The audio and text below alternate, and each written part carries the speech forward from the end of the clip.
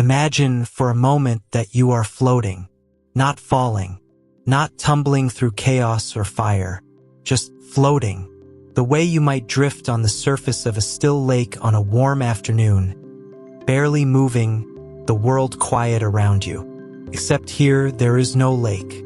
There is no sky above you, no ground beneath you. There is only the deep, velvet dark of open space, and somewhere ahead, patient and ancient and almost impossibly still, a black hole.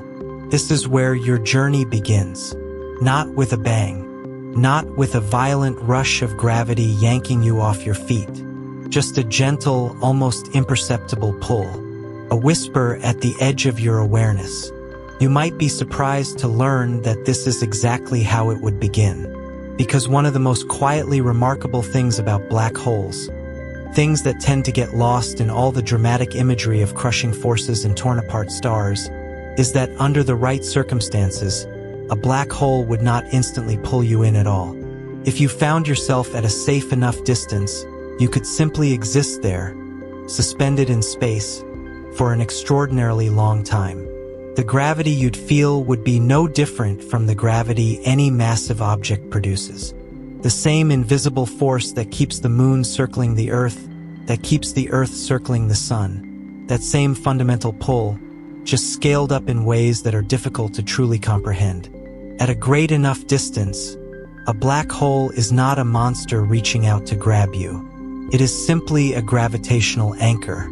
And so you drift, slowly, almost peacefully, beginning the longest journey that any mind has ever imagined. And you would not be drifting alone. Depending on where this black hole sits in the universe, and many of them sit at the very hearts of galaxies, you might find yourself in extraordinary company. Entire galaxies, with their hundreds of billions of stars, could be tracing vast, sweeping orbits around the same gravitational center as you. Picture that for a moment. Not individual stars, not clusters, whole galaxies, spirals and ellipticals and irregular clouds of ancient light, slowly wheeling around the black hole the way planets wheel around a star. You, on your long, unhurried journey inward, would be just one small part of a much grander gravitational dance. The universe, it turns out, thinks in scales that are almost cruel in their enormity. And yet, even that picture is incomplete. Because much of what surrounds a black hole, much of what fills the space between those orbiting galaxies, between the stars and the dust and the slowly drifting gas clouds, is something we cannot see at all. Dark matter, invisible, undetectable by any telescope ever built, interacting with the world around it through gravity and gravity alone. It neither emits light nor reflects it. Simply is a kind of cosmic scaffolding that shapes the large-scale structure of everything we can observe, without ever announcing its own presence. The black hole you are falling toward is almost certainly embedded within a vast halo of this invisible material, a dark shroud that stretches far beyond the visible edge of any galaxy that might surround it. You are not just falling through empty space. You are falling through something, even if that something cannot be seen or touched or measured directly. There is a quiet profundity to that, the idea that the universe is so much fuller than it appears.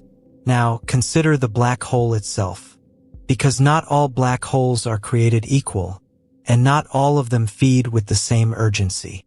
Some black holes are voracious. They sit at the center of what astronomers call active galactic nuclei, consuming gas and dust and even whole stars at tremendous rates, blazing with released energy so intense that they can outshine every single star in their host galaxy combined. These are the quasars, the blazars, the great engines of light that we can see from billions of light years away. But others are quiet, contemplative almost. Some black holes feed very slowly, drawing in only the occasional wisp of gas, consuming so little that they are barely distinguishable from the empty space around them. The black hole at the center of our own Milky Way, known as Sagittarius A*, is one such sleeper. For most of its existence, it has been remarkably calm. It has not been devouring stars en masse. It has been waiting, patient in the way that only something with effectively unlimited time can afford to be. The black hole in your story, the one you are slowly falling toward, is perhaps one of these quiet ones. No raging accretion disk. No blinding jets of plasma screaming out from its poles. Just a deep, dark stillness. An anchor in the void. And that stillness is, in part, a matter of size. Here is something that surprises almost everyone the first time they hear it. Supermassive black holes are, in a very real sense, gentler than their smaller cousins. This seems counterintuitive. Surely something more massive would be more dangerous? But the key is in the relationship between mass and physical size. A supermassive black hole, the kind that sits at the heart of a large galaxy, has an event horizon, the point of no return, so enormous that the tidal forces at that boundary are actually quite mild. If you were to cross the event horizon of a sufficiently large black hole, you might not feel anything remarkable at all in that moment. No alarm bells. No dramatic sensation of crossing a threshold. The tidal stretching, what physicists somewhat memorably call spaghettification, would be reserved for much later, much deeper in. It is the smaller black holes, the stellar mass ones formed from the collapse of a single massive star, that are the truly dangerous neighbors at close range. Their event horizons are tiny, and the gradient of gravity across the length of a human body at that scale is enormous. Those are the ones that would stretch and tear long before you ever crossed any meaningful boundary. But the black hole in your journey is not small. This black hole contains the mass of billions of suns. Let that settle for a moment. Billions of suns. Every star you have ever seen in the night sky with your naked eye, multiplied many thousands of times over, all of that mass compressed. Not into a planet, not into a star, not into anything with a surface you could stand on, but into a singularity. A point. A place where the known laws of physics quietly excuse themselves from the conversation. The mass of billions of suns does not disappear when a black hole forms. It is still there, still exerting its gravity on everything around it. It simply exists in a form the universe had never tried before, or at least had never tried in any corner of space that eventually led to us. And it is that mass, more than anything else, that determines the scale of the black hole's reach. Because mass determines the size of the event horizon. The more mass, the larger the sphere of no return. For a black hole containing the mass of billions of suns, that event horizon, known as the Schwarzschild radius for a non-rotating black hole, would span an almost incomprehensible distance. We're talking about a boundary that could comfortably contain our entire solar system, perhaps many times over. A sphere of gravitational finality so vast that if you placed it where our sun is, it might swallow everything out to the outermost planets without effort. And yet, despite all of that, despite the billions of solar masses, despite the event horizon that dwarfs solar systems, there exist black holes in the universe that could fit inside a city. Stellar mass black holes. The remnants of individual stars that lived fast and died in supernova explosions. The smallest confirmed black holes we know of are only a few times the mass of our sun, and their event horizons might be no more than a handful of kilometers across. You could, in a purely geometric sense, place one of these objects in the middle of a large city and its event horizon would not reach the suburbs. This is not a metaphor. This is simply the mathematics of how gravity compresses matter, the same equations that govern your long, slow fall. The universe, it seems, works at every scale, and it has been working at these scales for a very long time. The first black holes, or at least the ones theorized to have formed earliest in cosmic history, may have come into existence not long after the Big Bang itself. In the first fractions of a second, in the extraordinary heat and density of the newborn universe, fluctuations in the distribution of matter could have been sufficient to collapse regions of space directly into black holes, without any star needing to live and die first. These are called primordial black holes, and whether they actually exist in significant numbers is still one of the open questions of modern cosmology. but the possibility is real. Some of the black holes in today's universe may be almost as old as the universe itself, nearly 14 billion years of age, having drifted through the cosmos since a time when there were no stars, no galaxies, no planets. Just energy and potential and the first whisper of structure taking shape. The black hole you are falling toward may be among the ancient ones. It may have been here, doing nothing in particular, since before the first star lit up. It may have watched galaxies form and merge and evolve around it across timescales that make human history look like a single breath. And now, at last, it is watching you. Your fall, if we can even call it that yet, has begun almost silently.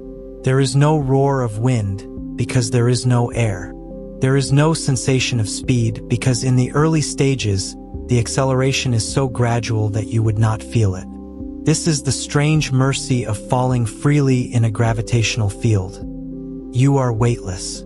You feel nothing pulling at you. You simply move the way a planet moves, the way a comet moves, following the curvature of space itself as it bends gently, gradually, inevitably toward the dark. The silence around you is total. The stars, those that are close enough to be stars rather than distant smudges of galactic light, do not flicker or shift. Everything is still in the way that only the deep universe can be still. A stillness that is not absence, but scale. The universe is not empty here. It is simply vast beyond any honest reckoning. And somewhere ahead, patient as geology, ancient as light itself, the black hole waits. Your journey has only just begun. Time has passed. Not hours, not years. Perhaps millions of years have drifted by since your journey began, silent and unhurried, in the deep dark beyond the black hole's immediate influence. And yet, something has changed, subtly, almost imperceptibly. The geometry of your path through space is no longer quite as open as it once was. Where before you might have imagined your trajectory as a gentle, wandering drift, something close to a straight line through the cosmos, it has begun to curve, slowly, gracefully, the way a river bends not because something is forcing it, but because the landscape it moves through has quietly shaped its course. You are beginning to spiral, and here is something worth holding on to as you do, something that runs against every instinct. Falling sideways could keep you alive longer. This is not a metaphor. This is orbital mechanics, one of the most elegant and counterintuitive truths in all of physics. When an object falls towards something massive, it does not have to fall directly at it. If it has enough sideways velocity, enough motion perpendicular to the direction of the gravitational pull, it can keep missing, over and over again. Each time gravity pulls it closer, its sideways momentum carries it past, and it swings around and begins to move away again, only to be caught once more and pulled back. This is, at its heart, exactly what an orbit is. The moon is falling toward the Earth right now. It has been falling for billions of years.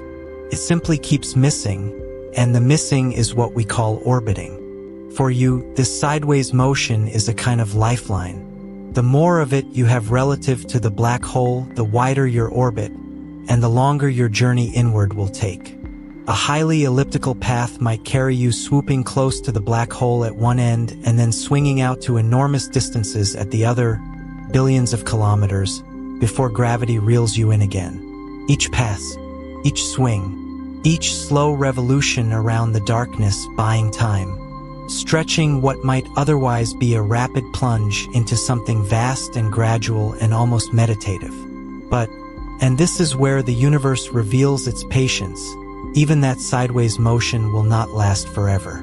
Because the black hole is not perfectly quiet. Nothing in the universe truly is. Any massive object that moves in a curved path through space, including you, including anything orbiting a black hole, does something remarkable. It disturbs the fabric of spacetime itself. It sends out ripples, gravitational waves, extraordinarily faint undulations in the geometry of the universe, spreading outward from any accelerating mass at the speed of light. These waves carry energy, and that energy has to come from somewhere.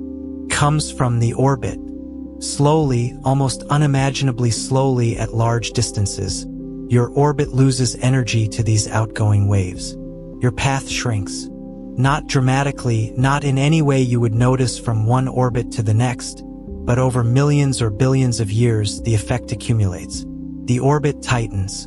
Each loop around the black hole brings you fractionally, infinitesimally closer than the last. We have measured this effect directly here in our own cosmic neighborhood. Binary pulsars, pairs of ultradense neutron stars orbiting each other, have been observed losing energy to gravitational waves at exactly the rate Einstein's equations predict. The universe, apparently, does its mathematics correctly. For you, the consequence is simple and inevitable. The spiral is not a metaphor. It is physics. You are, in the most literal sense, being drawn inward, not by some sudden increase in the black hole's appetite, but by the universe quietly, continuously, collecting what it is owed. And as your orbit shrinks, something else begins to happen. Something you can feel or at least observe. The stars are moving faster. Not because the stars themselves have changed, but because you are changing your position in the gravitational landscape. As you draw closer to the center of this enormous gravitational system, the orbital dynamics of everything around you shift in your frame of reference. Stars and stellar clusters that were once drifting with the serene slowness of distant ships now appear to move with more urgency. Closer objects in your vicinity trace their own paths with increasing speed. The whole ballet of the region around the black hole, a ballet that has been performing for billions of years, is revealed to you now with a kind of gathering momentum. Not chaos, not panic, just the quiet acceleration of things caught in the same enormous well as you, each following its own inevitable arc. And some of those things are not just stars. Entire solar systems, stars and planets and moons and asteroid belts and all the slow debris of planetary formation could drift too close. This is not a rare or extraordinary event in the neighborhood of a supermassive black hole. Galaxies are dense places, and the regions around their central black holes are denser still, crowded with stars at spacings that seem almost suburban compared to the vast emptiness of the outer galactic disk. In those crowded inner regions, gravitational interactions between neighboring stars happen on astronomically short timescales. Stars nudge each other, orbits shift. A solar system that has been perfectly stable for billions of years receives a small gravitational push from a passing neighbor and begins, slowly, to drift inward toward the black hole. Imagine, then, what those planets experience. The ones that have perhaps spent their entire existence in comfortable, stable orbits around their star. Some of them might even be warm and wet and alive with something, though we will never know.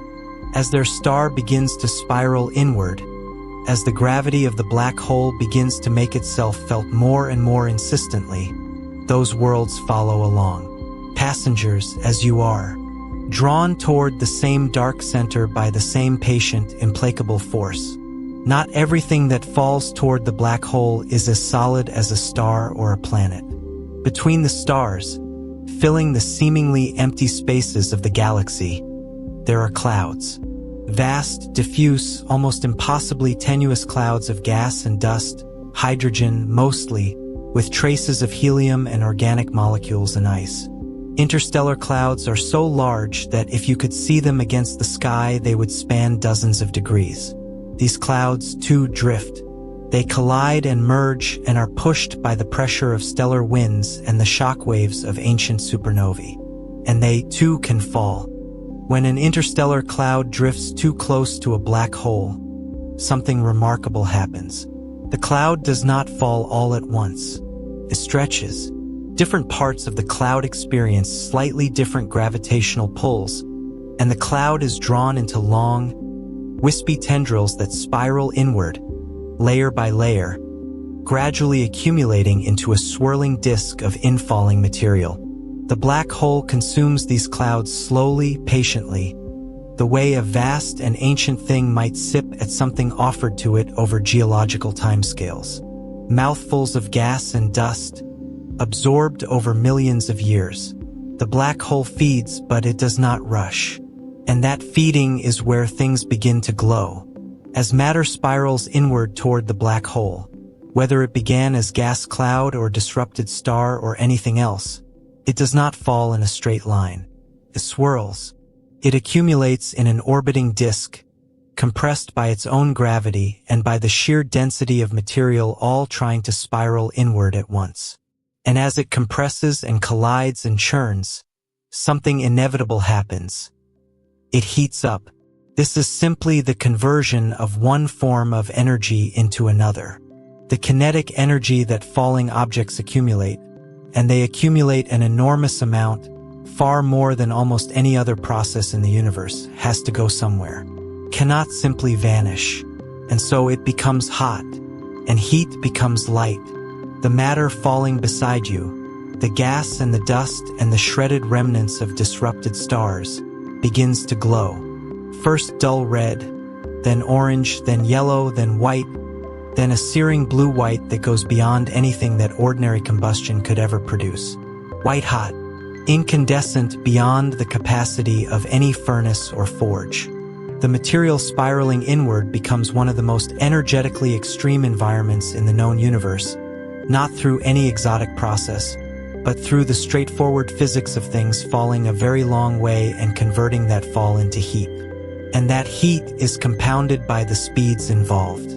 As matter gets closer to the black hole, it needs to move faster and faster to maintain its orbit. Faster and faster until, at the innermost stable orbit, it is moving at a significant fraction of the speed of light. We are not speaking loosely here. Plasma in the inner regions of an accretion disk, the swirling disk of infalling matter that forms around an actively feeding black hole, can be accelerated to velocities approaching the cosmic speed limit. 30% of the speed of light, 50%, in some models even higher. This is not theoretical speculation. We have observed the signatures of these velocities in the X-ray spectra of real black hole systems, in the Doppler-shifted light of gas moving so fast that its color changes measurably as it swings toward and then away from our telescopes. The universe, it turns out, is very good at building natural particle accelerators. The black hole does not need to try. It simply exists, and the matter falling into it does the rest. And when enough matter falls in, when a sufficient quantity of gas and disrupted stars and infalling clouds has accumulated into the disk and been heated and accelerated and compressed to these extremes, the light output becomes almost beyond reckoning. The accretion disk could shine brighter than entire galaxies. This is the phenomenon we call a quasar, a quasi-stellar object, a black hole feeding so actively and so prodigiously that the energy released by the infalling matter outshines every single one of the hundreds of billions of stars in the galaxy that hosts it, combined. The most luminous quasars we have observed emit more energy per second than 10,000 Milky Ways. They are visible from the other side of the observable universe, their light having traveled for billions of years to reach our instruments. And they are powered entirely by gravity, by things falling, by the same fundamental force that governs your own slow spiral toward the darkness. The black hole itself emits nothing, but what falls into it lights up the surrounding universe like a beacon. And some of what feeds that beacon arrives in the most dramatic way imaginable. Stars are not safe in the vicinity of an actively feeding black hole. A star that wanders too close enough that the gravitational tidal forces of the black hole become stronger across the star's diameter than the star's own self-gravity, meets an extraordinary end. It is torn apart, not explosively, not in an instant, but over the course of hours or days. The star is stretched and shredded, its outer layers peeled away in long streamers of superheated gas, half of the disrupted material flung outward at high speed and half spiraling inward to join the accretion disk. We call these tidal disruption events. We have seen them, telescopes have caught the afterglow of stars being torn apart by black holes in other galaxies. The sudden brightening and then slow fading of a flare of light as a star's substance is converted into radiation and heat. They last for months, sometimes years. The star that spent billions of years fusing hydrogen in the steady, patient way of stars that perhaps warmed planets and shone in the skies of worlds we will never know, ends not in a supernova, but in a slow unraveling, stretched into a ribbon, consumed. For you, watching from your spiraling vantage point, the region around the black hole is no longer silent. If silence was ever the right word for a place without air, for a place where sound cannot travel, the light tells a different story now.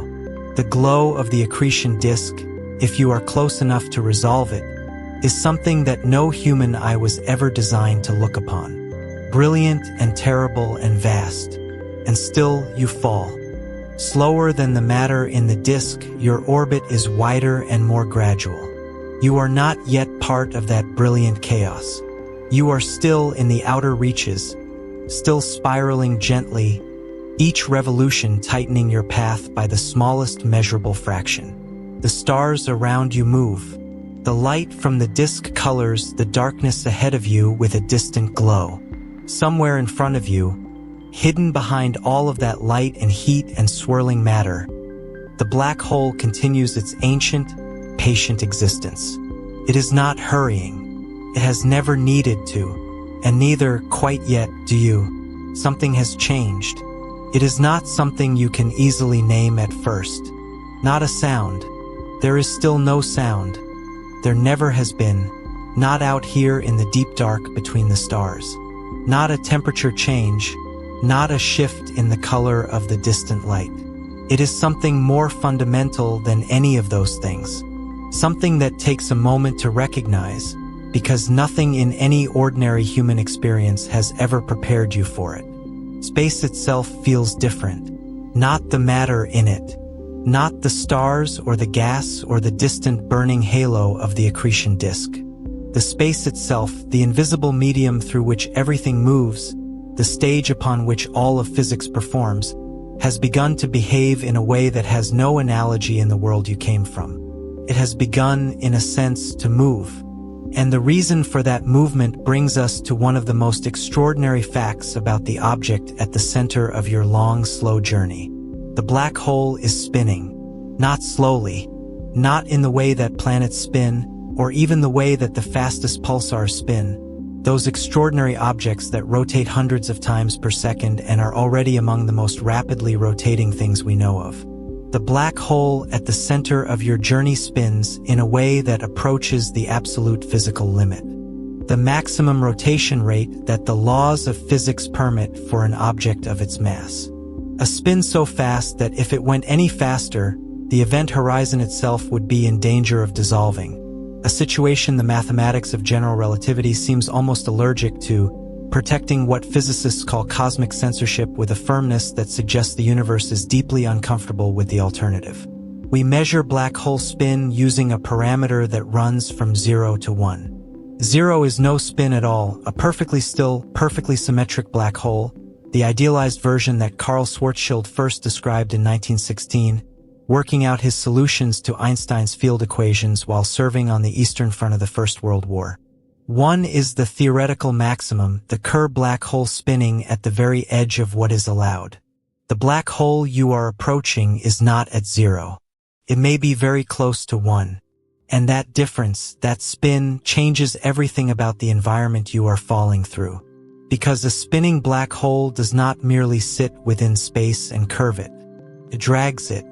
This is an effect that has a name, frame dragging, or the lens-stirring effect, and it is one of the more mind-bending predictions of general relativity that we have actually managed to measure experimentally. A rotating massive object does not just warp the geometry of spacetime around it the way a bowling ball warps a rubber sheet. Twists it. It pulls spacetime around with it as it rotates, the way a spinning ball submerged in thick honey would drag the honey around in a slow, viscous whirl. And around a black hole spinning near its maximum rate, this dragging is not subtle. Space itself, the medium through which you travel, is being carried around the black hole whether it wants to be or not. Whether you want to be or not. As you draw closer, you will begin to notice, if notice is the right word for something so vast and geometric, that it becomes increasingly difficult to maintain your orientation relative to distant stars. That the natural tendency of everything in your vicinity is to begin rotating in the same direction as the black hole. This is not a force, exactly, not something pushing you. It is space itself that is rotating, and you are embedded in it, carried along as surely as a leaf on a river is carried not by any hand but simply by the movement of the water it floats in. The region where this effect becomes dominant, where even light, even something traveling at the cosmic speed limit, is forced to rotate with the black hole rather than travel in a straight line, has a name. The ergosphere. It is not the event horizon, not yet, not the point of no return. It is something strange. A region of space from which escape is still theoretically possible, but only if you are moving. Only if you have velocity, an object that simply exists within the ergosphere, that tries to remain stationary relative to the distant universe, finds that it cannot. The rotation of space does not permit it. To stand still relative to the outside universe inside the ergosphere is as impossible as swimming upstream fast enough to remain stationary in a river flowing faster than you can swim. You must move with it. And yet, and this is perhaps the most surprising thing, the ergosphere is not only a region of inescapable influence. It is also a region of extraordinary possibility, because energy can be stolen from a rotating black hole. This is the Penrose process, named for the mathematician and physicist Roger Penrose, who described it in 1969. It works like this. If an object enters the ergosphere and splits into two pieces, one of which falls into the event horizon on a particular trajectory while the other escapes, the escaping piece can leave with more energy than the original object brought in. The extra energy comes from the rotation of the black hole itself. The infalling piece carries negative energy as measured from outside, and the black hole slows, fractionally, imperceptibly, and the escaping piece carries the difference away. You can, in principle, extract rotational energy from a black hole. You can slow it down. You can steal from it. This is not a thought experiment confined to the pages of physics papers. It may be, in fact, the mechanism behind one of the most spectacular phenomena the universe produces. Some black holes launch jets larger than galaxies. Relativistic jets. Columns of plasma and electromagnetic energy fired outward from the poles of a rotating black hole at velocities that are not merely fast but genuinely relativistic, 99% of the speed of light, in some cases or even more. Extending not for thousands of kilometers, not for light years, but for hundreds of thousands of light years. Millions in the most extreme cases. Stretching from the core of a galaxy far out into the intergalactic space beyond it. Longer than the galaxy itself is wide. Longer, in some documented cases, than the distance between neighboring galaxies. How does the black hole produce these jets? The precise mechanism is still an area of active research, and the universe has not been entirely forthcoming with a simple answer. But the leading picture involves the interaction of infalling matter, the magnetic fields it carries with it, and the rotational energy of the black hole itself, possibly through a mechanism called the Blandford-Snejek process, in which the magnetic field lines threading the black hole's ergosphere are wound up by the rotation and channel energy outward along the poles like a vast electromagnetic slingshot. The black hole's spin is the engine. The magnetic field is the transmission, and the jet is the exhaust. Speaking of magnetic fields, the environment around an actively feeding, rapidly spinning black hole is not merely hot and bright and fast. It is magnetically violent in ways that are genuinely difficult to convey. The plasma in the accretion disk is electrically charged. An electrically charged material moving at high speed generates magnetic fields, and those magnetic fields interact with the plasma and with each other in extraordinarily complex ways. The result can be enormous magnetic storms, structures of twisted, writhing magnetic field lines that span vast regions around the black hole, snapping and reconnecting and releasing bursts of energy in events that dwarf any solar flare our own sun has ever produced. Magnetic reconnection events near a black hole can release energy equivalent to millions of nuclear bombs in fractions of a second. And they can happen over and over again, continuously, in the roiling chaos of the inner accretion disk. This is not quiet, not in the electromagnetic sense. In every wavelength that our instruments can detect, radio waves, X-rays, gamma rays, the region around an actively feeding black hole is screaming. And yet, strangely, beautifully, not everything the black hole does is destructive. Black holes may help create new stars. This seems counterintuitive. The black hole consumes. It shreds stars apart. It heats gas to temperatures where it glows with X-rays. Surely it is a destroyer of cosmic structure, not a builder of it. And yet the reality, as so often in astrophysics, is more complicated and more interesting than the simple story. The jets launched by a rotating black hole carry enormous energy outward into the galaxy and beyond. As they travel, they push and compress the gas they encounter. And compressed gas, in the right circumstances, collapses under its own gravity and forms stars. The black hole, in firing its jets, in sending energy coursing through its host galaxy, can trigger cascades of star formation, nurseries of new suns, lit in the wake of the black hole's influence. It builds while it destroys. It gives while it takes. The same energy that can sterilize the inner regions of a galaxy can seed the outer regions with new stellar fire. The relationship between a black hole and its host galaxy is, we have come to understand, genuinely symbiotic. Not in a simple or comfortable way, the universe rarely deals in comfort, but in the sense that each shapes the other, that neither can be fully understood without reference to the other. The black hole feeds on the galaxy's gas. The galaxy's structure determines what falls into the black hole. The black hole's feedback, its jets, its radiation, its energy output, regulates the rate at which the galaxy forms stars and grows. They are, in a very real sense, partners in the long, slow drama of cosmic evolution. And that partnership extends to scales even larger than a single galaxy. Black holes can warp the paths of entire galaxies.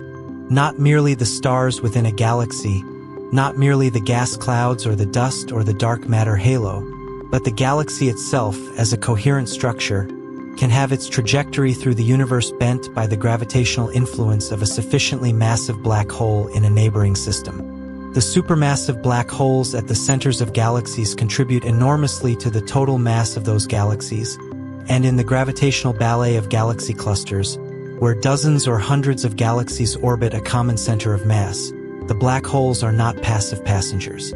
They are among the most massive objects in play. They pull, they influence, they redirect.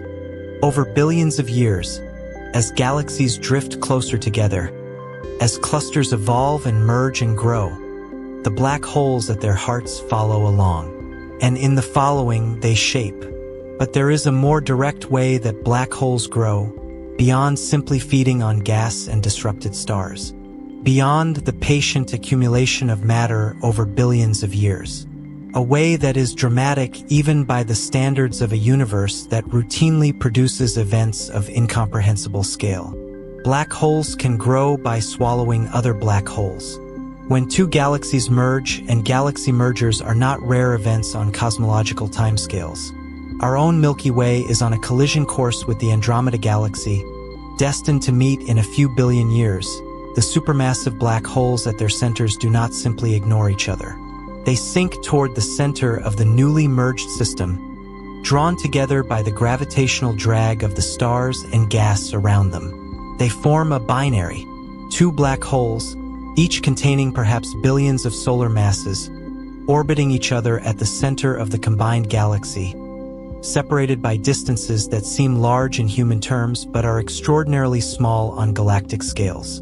And then, following the same patient physics that governs your own in spiral, the slow loss of energy to gravitational waves, they draw closer, orbit by orbit, over millions of years, tightening their embrace. Losing energy to the spacetime ripples they generate, each orbit slightly smaller than the last, each revolution slightly shorter, the pace of their approach gradually accelerating as they draw closer and the gravitational wave emission grows stronger. And when they finally meet, when two black holes containing the mass of billions of suns each merge into a single object, the event releases more energy in gravitational waves than all the stars in the observable universe release in light during that same fraction of a second. We have detected the gravitational wave signals of stellar mass black holes merging events that happen billions of light years away, involving objects perhaps 30 times the mass of the Sun, and those signals shook the fabric of spacetime enough to move our detectors on Earth by a fraction of the width of a proton. The merger of two supermassive black holes would be incomparably more powerful. A gravitational wave event that would ring through the universe like a bell, audible to any sufficiently sensitive detector anywhere in the cosmos. After the merger, the resulting black hole is not simply the sum of its parts. Some mass is radiated away as gravitational waves during the final plunge. The new black hole rings and settles, oscillating like a struck bell in the geometry of spacetime itself, until it reaches a new, stable configuration. Larger, heavier, still spinning, perhaps spinning faster, the angular momenta of the two merging objects combined into something more powerful than either was alone. And it sits there, at the center of the newly merged galaxy, in the expanding, settling quiet after the most energetic event its neighborhood has seen in billions of years. Patient, ancient, heavier than before, surrounded by the remnants of two galaxies slowly becoming one. The stars redistributed, the gas disturbed, the dark matter halos overlapping and reforming. The black hole has grown, and you are still falling toward it. Your spiral has continued through all of this. Through the magnetic storms and the jets and the mergers and the triggered star formation and the warping of galactic trajectories. Your path has been tightening, almost imperceptibly but inexorably, through all the vast drama that has played out in the neighborhood of the black hole across these almost incomprehensible stretches of time. You are closer now than you were. Not close enough yet for the tidal forces to be anything more than theoretical. Not close enough for the ergosphere to be a concern. But closer. The glow ahead of you is brighter than it was. The geometry of space around you carries just the faintest suggestion of a rotation you did not choose. The distant stars, when you look behind you, seem subtly different. Their light arriving at angles that feel not quite right, hints of lensing that bend and redirect the distant universe into new configurations. The black hole, for so long a distant fact about your trajectory, is beginning to feel like a presence. It is waking up around you, and you are nearly there. Something is happening to the stars. Not to the stars themselves, they are still there, still burning with the same steady fusion fires they have maintained for millions or billions of years, indifferent to your journey as only things that are massive and that ancient can be indifferent. But the light from those stars, the light that has been traveling across the universe to reach your eyes, is no longer arriving quite the way it should. The sky around you, which for so long has looked like nothing more than a slightly unusual view of the ordinary cosmos, has begun to change. Slowly. So slowly that if you were not paying attention, you might miss it at first. A star that you have been watching, a bright one perhaps, that has served as a kind of landmark during the long ages of your spiral, appears to have moved. Not by much, not dramatically, just a small, nagging shift from the position it should occupy, the position that simple geometry would predict for an observer at your location. And then you notice another, and another, and you realize with a quiet dawning that feels less like shock and more like awe, that the entire sky is being remapped. The night sky is distorting. This is gravitational lensing, one of the most visually spectacular and conceptually profound consequences of Einstein's general theory of relativity. confirmed during the solar eclipse of 1919 when Arthur Eddington measured the deflection of starlight passing near the sun and found that it matched Einstein's predictions rather than Newton's. Mass curves spacetime, and curved spacetime bends the paths of light rays, all light rays, without exception, regardless of their frequency or origin. Near the modest gravity of a star like our Sun, the effect is small, detectable only with careful measurement. But near a supermassive black hole, with its billions of solar masses concentrated into a region of space, the effect is not subtle at all. It is transformative. It does not merely nudge the apparent positions of stars. It redraws the entire sky. Imagine looking out at the universe from your current vantage point. Ahead of you is the black hole, or rather, ahead of you is the region of space where the black hole is, because the black hole itself remains invisible, admitting no light, betraying its presence only through its influence on everything around it. But as you look toward it, the light from stars and galaxies that would ordinarily be behind it, stars and galaxies that simple geometry would place directly behind the black hole, hidden from your view, is not hidden. It has been bent. The curved spacetime around the black hole has acted like a lens, deflecting the paths of those light rays, bending them around the black hole's mass and directing them toward your eyes from directions they were never supposed to come from. Stars that are behind the black hole appear in front of you, displaced from their true positions, their light having taken curved paths through the warped geometry of the space around the black hole to reach you. And they do not appear simply once. A single star directly behind the black hole can produce multiple images of itself, each corresponding to a different path its light can take around the obstruction.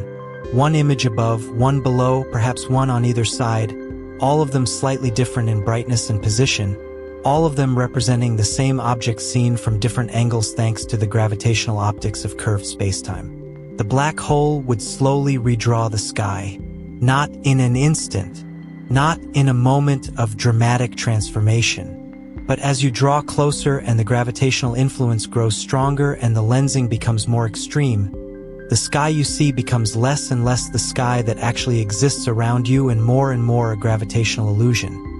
A remapped, rearranged, distorted projection of the real universe, filtered through the extraordinary optical properties of a billion solar mass gravitational lens.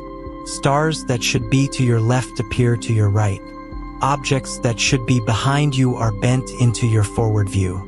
The entire celestial sphere is being continuously renegotiated by the geometry of the space you are moving through. And some of that renegotiation produces effects of astonishing beauty.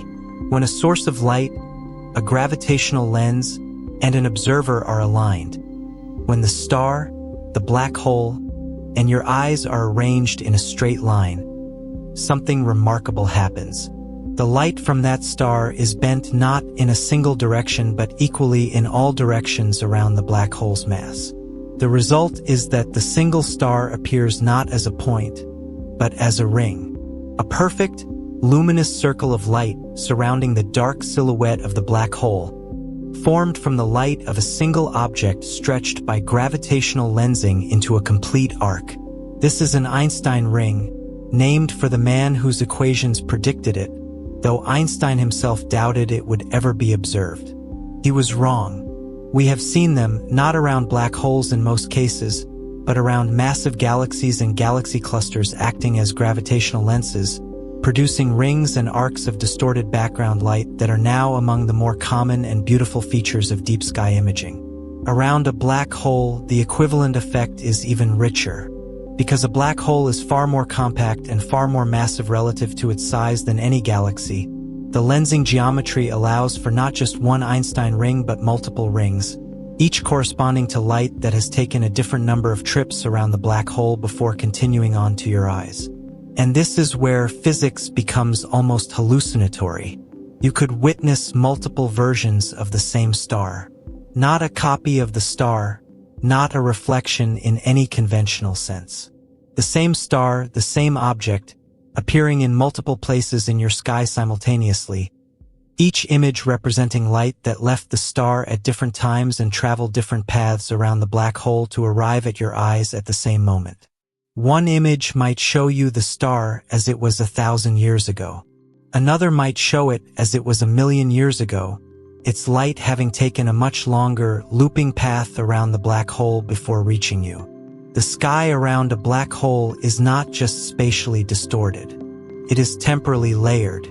You are seeing the universe at multiple epochs simultaneously, the black hole's gravity serving as a kind of cosmic time museum, preserving different moments of the same star's history and presenting them all to you at once. And then there is the light that never escapes at all. At a specific distance from the black hole, outside the event horizon but not by much, there exists a region where the curvature of spacetime is so extreme that light itself can travel in a circular orbit. A photon, moving at the speed of light, can find itself in a path that curves exactly as much as the black hole's gravity curves space, and so it circles. It does not fall in. It does not escape outward. It simply orbits perpetually at a distance called the photon sphere. For a non-rotating black hole, this distance is exactly 1.5 times the Schwarzschild radius. For a rotating black hole, the kind you are approaching, the photon sphere is more complex, different for prograde and retrograde photons, a shell of possible circular light orbits rather than a single clean boundary. The black hole's gravity can trap light in endless loops. These photon orbits are, technically speaking, unstable. A photon in a circular orbit at the photon sphere will, if perturbed even slightly, either spiral inward to the event horizon or escape outward to the wider universe. The circular orbit is a knife edge, but the light is there, endlessly cycling, for however long it takes for some perturbation to nudge it off its path. And what this means for you as an observer approaching the photon sphere is almost impossible to fully describe. It means that if you look in the right direction, toward the black hole's silhouette, at the precise angle corresponding to the photon sphere, you might see the back of your own head. Light from you, emitted outward, bending around the photon sphere and arriving back at your eyes from the other direction. You could see yourself from behind, not in a mirror, not in any reflection, just light, traveling a closed, curved path through the geometry of space, returning to its origin. You might orbit for ages near the photon sphere, not because anything holds you there, but because the geometry of your spiral might, at some point, bring your path tantalizingly close to this region before slowly spiraling inward further.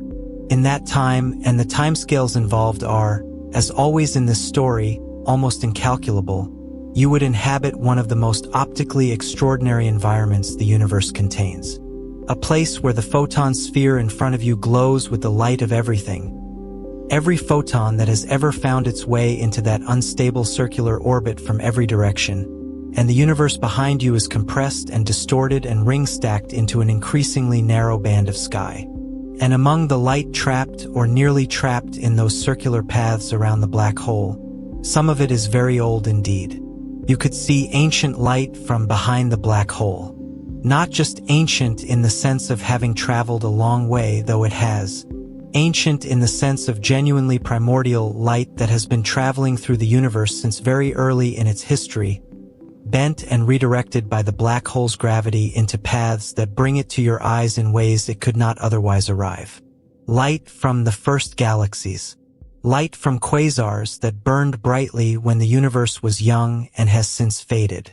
And, most ancient of all, the light from a time before any galaxy or star existed, the cosmic microwave background, the thermal afterglow of the Big Bang itself, the oldest light in the universe, emitted when the cosmos was only 380,000 years old and has been traveling ever since. But we will come back to that.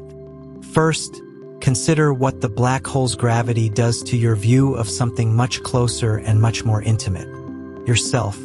As you move through the increasingly extreme gravitational environment near the photon sphere, the light from your own body, the light reflected from your skin, from the surface of whatever you are wearing, from every part of you that faces outward in any direction, is subject to the same lensing that distorts the rest of the universe. Some of that light goes straight outward and escapes to the wider universe normally, but some of it curves, some of it bends back. Some of it, depending on the precise geometry of your position relative to the black hole, takes paths that return to your own eyes. The black hole's gravity would bend your view of yourself. You would see reflections of your own body that have taken curved paths through spacetime to reach you. Not accurate reflections, not the kind you see in a flat mirror, which reverses left and right but otherwise preserves your geometry faithfully. These would be distorted, stretched and compressed according to the curvature of the paths the light took. You might see your arm appearing to extend in one direction and reconnect with your shoulder from another direction entirely. You might see your face looking back at you from an angle that suggests it is behind you, because the light from it has gone partially around the black hole before returning. Your body, in the optics of the near-photon sphere environment, would become a strange and multiple thing. Your reflection could become distorted beyond recognition. Not because anything has happened to you physically. Not yet. Your body remains intact. The tidal force is still mild at these distances. Remember the mercy of the supermassive black hole, the gentleness of its tidal gradient at large scales.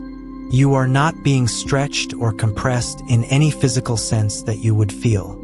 But the light that carries your image to your own eyes has been through an extraordinary journey, and it carries the marks of that journey in the form of distortions that accumulate and compound and multiply until what you see, looking at what should be yourself, is something almost unrecognizable. The self becomes strange near a black hole, which is perhaps not surprising. And then there is the oldest light of all, the cosmic microwave background. That faint, all-pervasive glow of microwave radiation that fills the entire universe, the thermal echo of the moment 380,000 years after the Big Bang, when the universe finally cooled enough for atoms to form and the cosmos became transparent to light for the first time. This radiation arrives at any point in the universe from all directions equally, a sphere of ancient light surrounding every observer, coming from the surface of last scattering at the edge of the observable universe. In ordinary space, far from any massive object, it is essentially uniform, faint, barely detectable without sensitive instruments. A whisper from the beginning of time. Near a black hole, that whisper is transformed. The gravitational lensing that has been rearranging the positions of stars and galaxies in your sky does the same thing to the cosmic microwave background. But because the CMB comes from all directions simultaneously, the distortion is total and complete. The gravity of the black hole focuses some regions of the CMB sky, making those patches of ancient light appear brighter and more concentrated. It stretches others, thinning them out, reducing their apparent brightness. It takes the smooth, uniform sphere of primordial radiation and maps it into something new. A warped, distorted projection of the first light, folded and bent and rearranged by the deepest gravity you have ever been near. The oldest light in the universe, transformed by the most extreme gravity in your local cosmos. And as you watch it, as you observe the CMB being pulled and stretched and focused around the dark silhouette of the black hole ahead of you, as the rings of lensed starlight multiply and stack and the photon sphere glows with its cargo of perpetually cycling light, as your own reflection becomes a stranger to you in the curved mirrors of spacetime, the black hole is no longer a distant fact. It is no longer a point of light or an absence of light or a theoretical boundary on a diagram. It is a presence, an enormity, a darkness that has its own geometry, its own weather, its own elaborate and strange relationship with everything the universe is made of. The sky around you has broken, remade. What you see when you look in any direction is no longer a transparent window onto the universe as it simply is, but a layered, lensed, temporally scrambled artwork created by gravity and time and the patience of things that have been here far longer than anything you have ever known. The event horizon is still ahead of you. You have not crossed it. You are not there yet. But the universe you came from is already beginning to look, from here, like a memory. There is a question that has been waiting quietly in the background of this entire journey, patient as the black hole itself, and it is time now to bring it forward.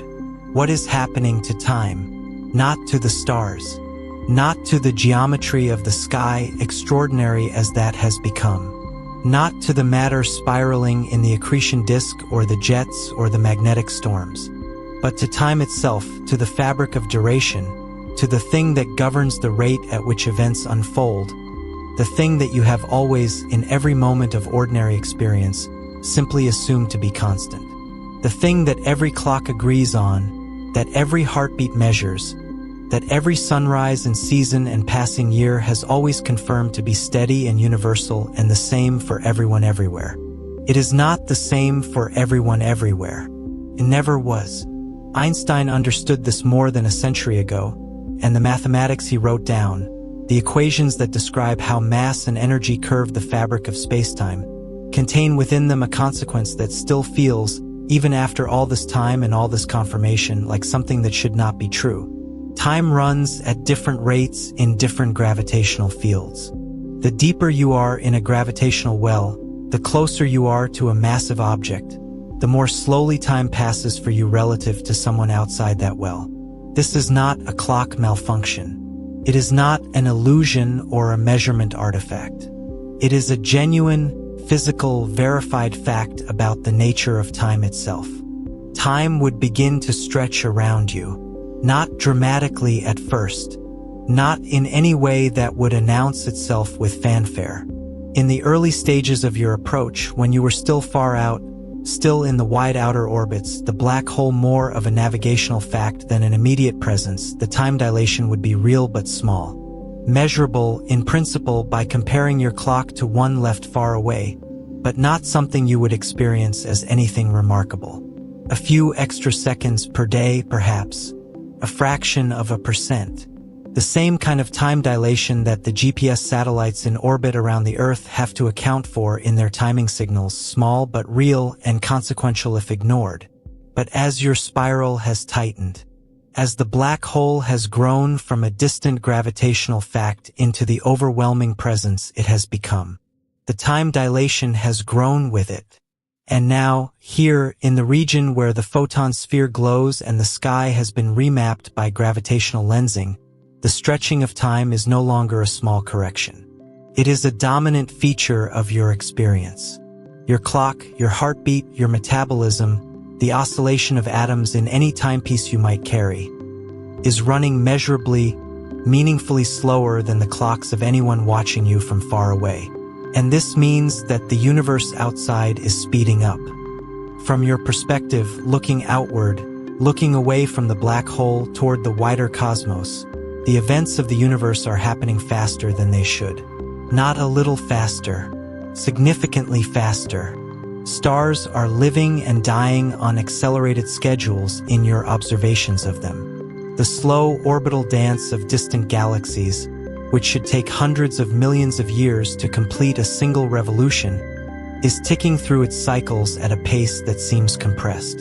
If you could watch the sun, your sun, the one that warmed the world you came from, you would see it aging faster than you are.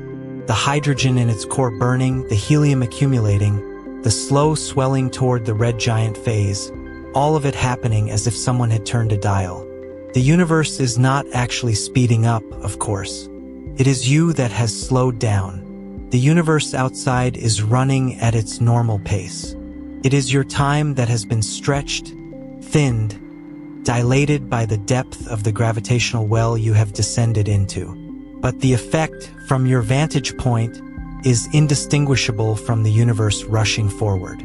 You are watching time pass faster out there than it passes in here. You are, in a very real and literal sense, a time traveler moving into the future of the universe at a rate faster than anyone outside this gravitational well. Black holes can bend time more than any other known object. This is not merely a claim about degree, about black holes being more extreme versions of the same gravitational time dilation that exists around any massive object. It is a claim about kind. Around a neutron star, one of the densest objects short of a black hole, the time dilation is measurable and significant. Around a white dwarf, less so but still real. Around our sun, real and measured. Around the Earth, real and accounted for in the engineering of GPS systems. But all of these objects have surfaces, or at least defined boundaries, beyond which the gravitational field weakens and eventually becomes negligible. The time dilation they produce, while real, is finite. It has a maximum value determined by the object's mass and size. A black hole has no such limit accessible from outside. As you approach the event horizon, the time dilation does not level off. It does not reach a maximum and plateau. It grows without bound. The ratio of your clock rate to the clock rate of a distant observer approaches zero as you approach the horizon. Your time is not merely slower. It is approaching the limit of stopping. From the perspective of someone watching you from far away, you never quite reach the horizon. You approach it asymptotically, your image frozen, your signals arriving ever more slowly, your light ever more redshifted, until you simply fade from view over what, to them, appears to be an infinite stretch of time. And those signals, the light and radio waves, and any other information you might try to send outward, tell their own story. Your signals would take longer and longer to escape. This is not simply because you are farther away from the receiver with each passing moment. It is something more fundamental. The photons you emit, trying to climb out of the gravitational well, are fighting against the curvature of spacetime itself. Each photon must climb out of an increasingly deep gravitational pit, and that climb costs it. Not speed, light always travels at the speed of light, that much remains constant. But time. A signal emitted from close to the event horizon takes longer to reach a distant observer than the same signal emitted from farther out, not because it traveled a longer path in the ordinary geometric sense, but because the curvature of spacetime near the horizon stretches the very coordinate of time that the signal must traverse. Gravity would stretch signals across time. A signal you sent outward now, a pulse of light, a radio wave, any electromagnetic emission, would arrive at a distant receiver not when simple distance calculations might suggest, but later. Much later, stretched across a longer interval of the receiver's time than it occupied of yours. And successive signals, sent at equal intervals by your clock, would arrive at the receiver at ever-increasing intervals of their clock. The gap between your signals would grow.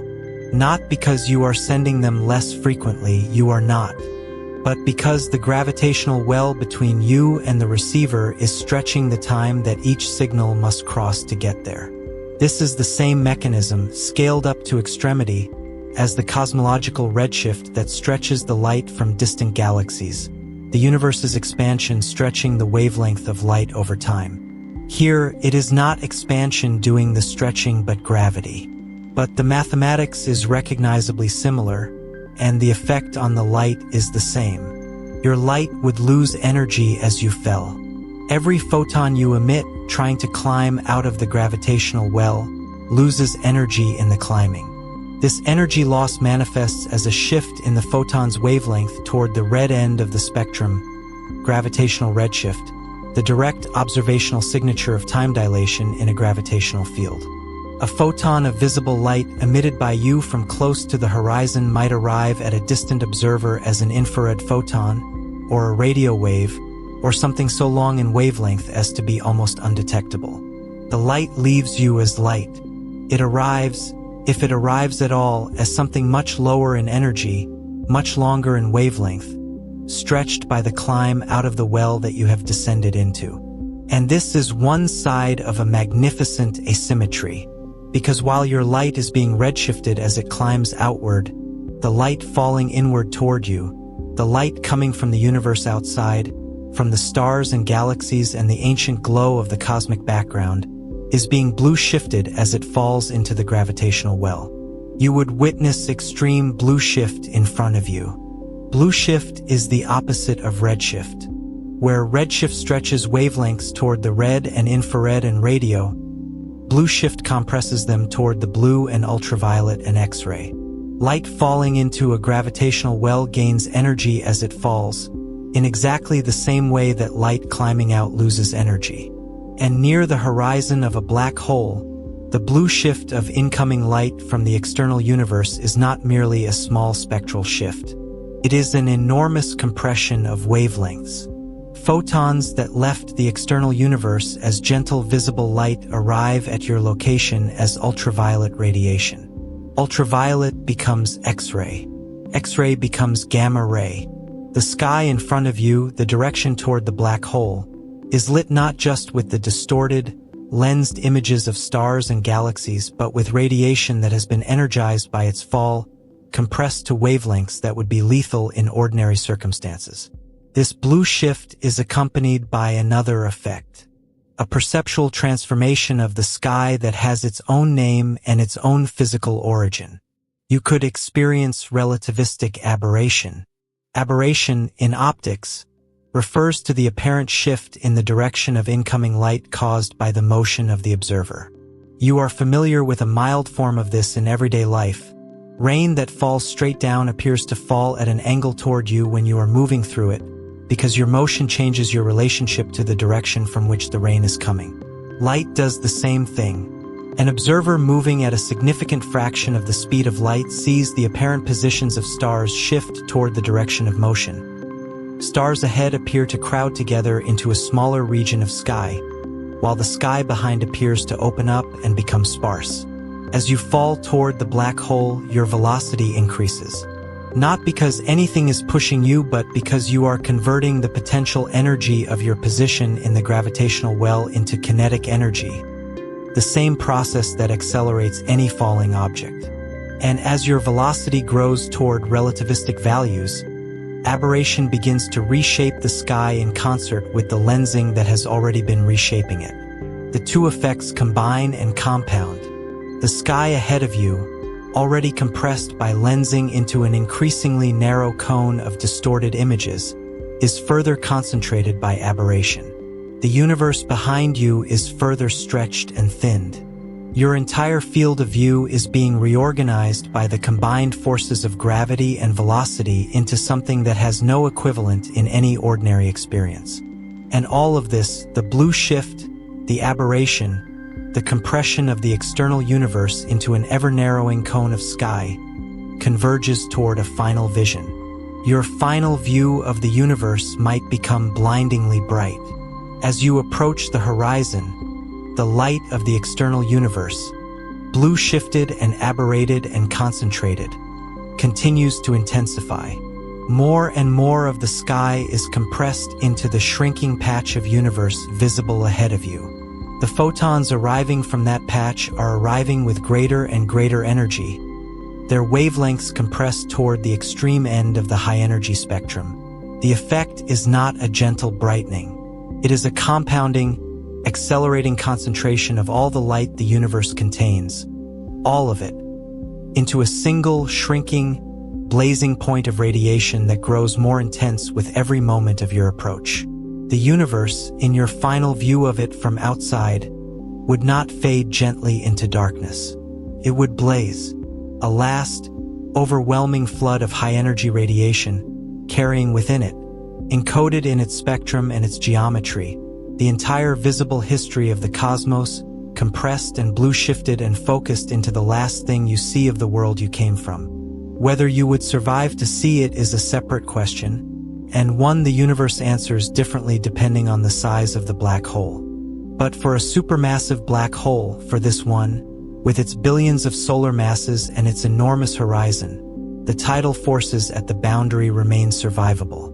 The radiation is the more pressing concern. And even that is a question of degree, of timescale, of the specific parameters of the black hole spin and mass and the density of the infalling material around you. But let us set survival aside for a moment, because there is something even larger to sit with. Your path through time would be permanently altered, not just slowed, not just stretched, permanently, irreversibly changed, not as a temporary condition that will resolve when you leave the gravitational field, but as a fundamental feature of the world line you are tracing through the four-dimensional fabric of spacetime. In the language of general relativity, every object traces a path through spacetime called a world line, a curve that records not just where the object is at each moment, but when. Your world line, from the moment you began this journey, has been curving, bending, shaped by every gravitational field you have passed through, every acceleration you have experienced. Near the black hole, your world line is not merely curved.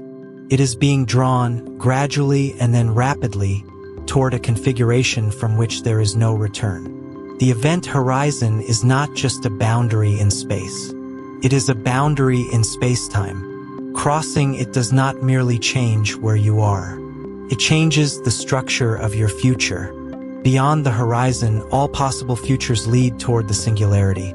Not because something is pulling you there, but because the geometry of spacetime inside the horizon is configured in such a way that the singularity is, quite literally, in the future of every world line that crosses the boundary. You cannot avoid it for the same reason you cannot avoid tomorrow. It is simply what comes next, written into the structure of spacetime itself.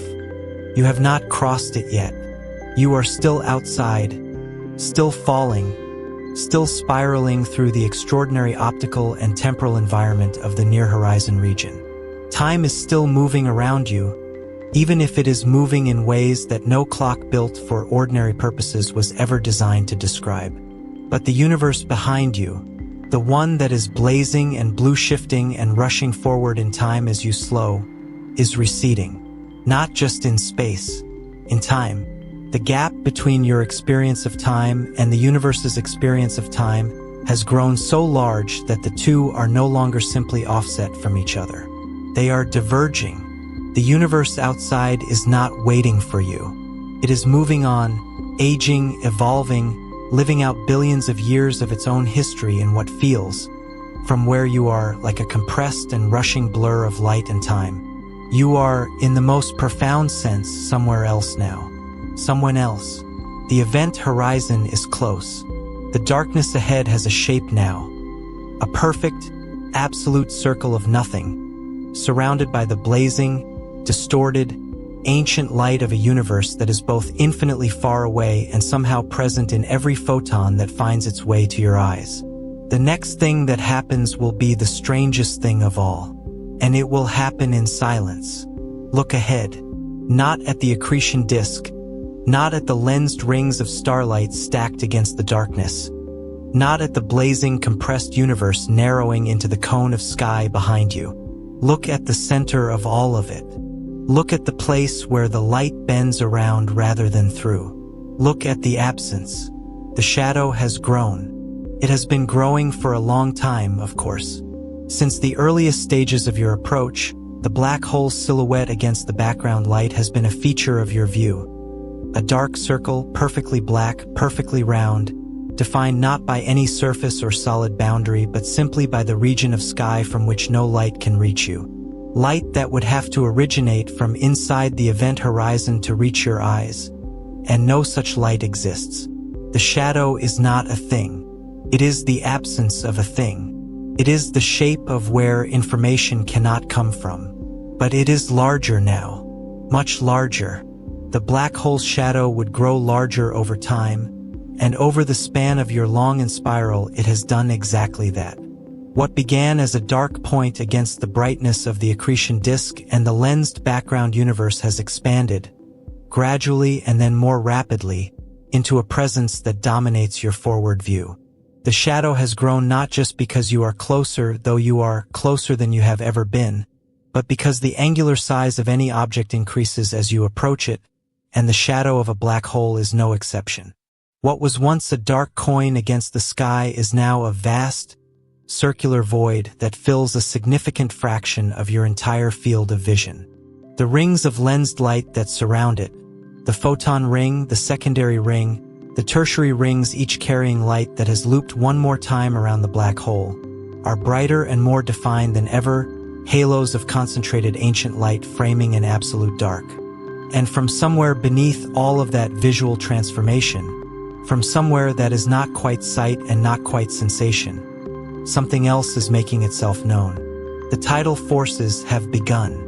Not catastrophically, not in the way that a small black hole would have announced them long ago, with violence and immediacy.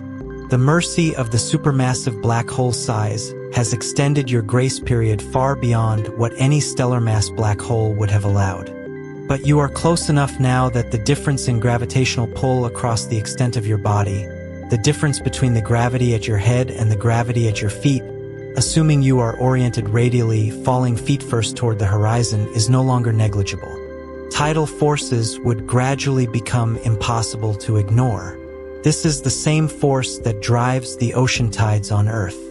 The moon pulls on the near side of the Earth slightly more strongly than on the far side, and that difference, that tidal gradient, deforms the ocean into a slight bulge toward the moon and a corresponding bulge away from it.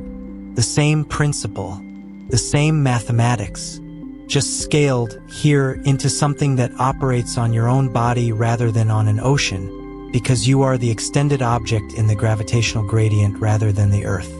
In the early stages, it would feel like a gentle stretching, a persistent, mild tension running along the axis of your fall. Not pain exactly, not yet. Something more like the feeling of being lightly pulled in two directions simultaneously, the kind of sensation that you might imagine a piece of taffy experiences in the hands of someone who is not yet trying very hard. Uncomfortable, perhaps. Novel. But manageable for now for a supermassive black hole at this distance. And yet, strangely, it is not the tidal forces that define the most psychologically remarkable feature of this stage of the journey. It is calm. The final fall might feel strangely calm at first. This is one of the things that physicists note, almost as an aside, when they work through the experience of crossing the event horizon of a large black hole, that it might be, in the immediate moment, profoundly undramatic. You are in free fall. You have been in free fall in one form or another for most of this journey. Free fall is weightlessness. It is the absence of any normal force, the absence of anything pressing against you. Astronauts in free fall do not feel gravity even though gravity is acting on them. They feel nothing because everything around them is falling at the same rate. You are the same. Despite the increasing tidal forces, despite the extraordinary gravitational field you are moving through, the overall sensation of freefall is one of floating, of ease, of a strange, quiet suspension. The universe ahead of you is a blazing, lensed, distorted panorama of light and dark. The tidal forces are a persistent background tension. The time dilation has made the external universe into something rushing and remote. And yet, in terms of raw physical sensation, you are drifting. The same drifting that has characterized this entire journey. Just closer now. Just deeper. But something has changed beneath the surface of that calm. Something that has nothing to do with sensation and everything to do with the geometry of the space you are moving through. Space near the black hole would no longer feel normal. Not feel in the tactile sense. But if you were to attempt any ordinary physical action, any navigation, any attempt to control your trajectory, you would begin to encounter a strangeness that has no analogy in ordinary experience.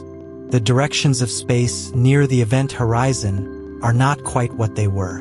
In ordinary spacetime, the three dimensions of space and the one dimension of time are distinct, and while mass curves spacetime, the distinction between space and time remains intact for any observer. You can move in any spatial direction. Time moves only forward. These are the basic rules of the world you come from. Near the horizon, those rules begin to soften. In the interior geometry of the Kerr metric, the mathematical description of spacetime around a rotating black hole, the relationship between space and time becomes increasingly intertwined as you approach the event horizon. What was a spatial direction in the outside universe begins to take on a time-like character. The direction toward the singularity is becoming less like a direction in space and more like a direction in time. And you cannot move backward in time. This is the origin of a constraint that would make itself felt in the most practical and immediate way. Your own movements would become increasingly limited. Not because anything is physically restraining you. Not because some force is pinning your arms or locking your joints, but because the geometry of spacetime itself is funneling the possible futures available to you into an ever-narrowing set. In ordinary spacetime, you can move in any direction: forward, backward, left, right, up, down, and your future is a wide, open cone of possibilities. Near the horizon, that cone narrows. The directions that lead away from the black hole, back toward the wider universe, become increasingly time-like in character, and you cannot move backward in time any more than you can unfire a bullet or unbreak an egg. The geometry simply does not permit it. From the inside, this might manifest as a dawning sense that certain movements, certain thrusts of a hypothetical engine, certain directions of travel, are simply not producing the expected results. Not because the engine is broken, but because the direction you are trying to go has, in a very real geometric sense, ceased to be a direction in space and has become a direction in time, and time only goes one way. And then there is the boundary itself. The event horizon is not a physical surface. This bears repeating because everything about the experience of approaching it, the blazing light, the growing shadow, the tidal forces, the narrowing of possibility, conspires to make it feel as though you are approaching something solid. A wall, a membrane, a definite physical edge. But there is nothing there. No surface, no material of any kind, no temperature difference, no change in air pressure. There is no air, no visible line or boundary marker. The event horizon is a mathematical surface, a geometric feature of spacetime. It is defined entirely by its causal properties, by which events can send signals to the outside universe and which cannot, and it has no local, physical reality whatsoever.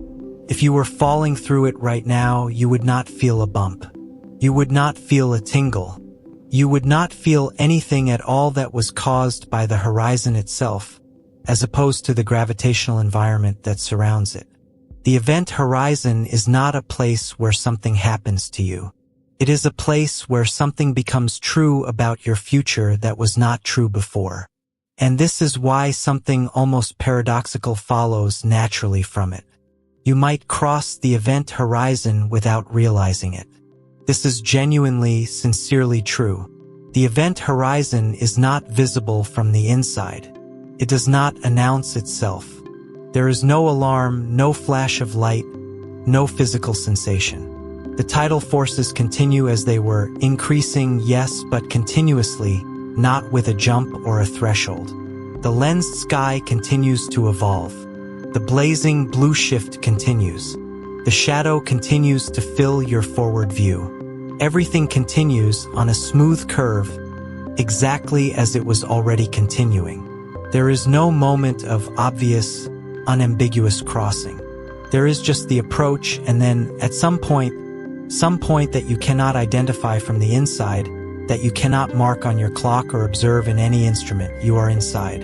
The moment of crossing leaves no fingerprint on your local experience. What it leaves a fingerprint on is the universe outside.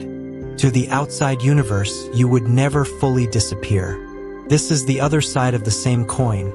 The fact that your crossing of the horizon is invisible to you from the inside means that your crossing is, in a specific sense, invisible to observers on the outside as well, but for a completely different reason. An observer watching you from far away would never see you cross the horizon. They would see you approach it. They would see your image growing dimmer and more red-shifted, the light from you losing energy as it climbs out of the increasingly deep gravitational well. They would see your image slowing, the photons arriving less and less frequently, the interval between successive images of you growing as time dilation stretches the signal travel time toward infinity. And then, eventually, they would see not you crossing, but you fading. Your image would become too dim and too red-shifted to detect. The last photons you emitted just outside the horizon would take, in principle, an infinite amount of the external observer's time to reach them, and so you would appear to asymptotically approach the horizon, growing fainter and stiller until you simply fade from detectability. Not vanish, not disappear with a pop or a flash, just fade, like an echo, like the last light of a star after the star itself has already moved on.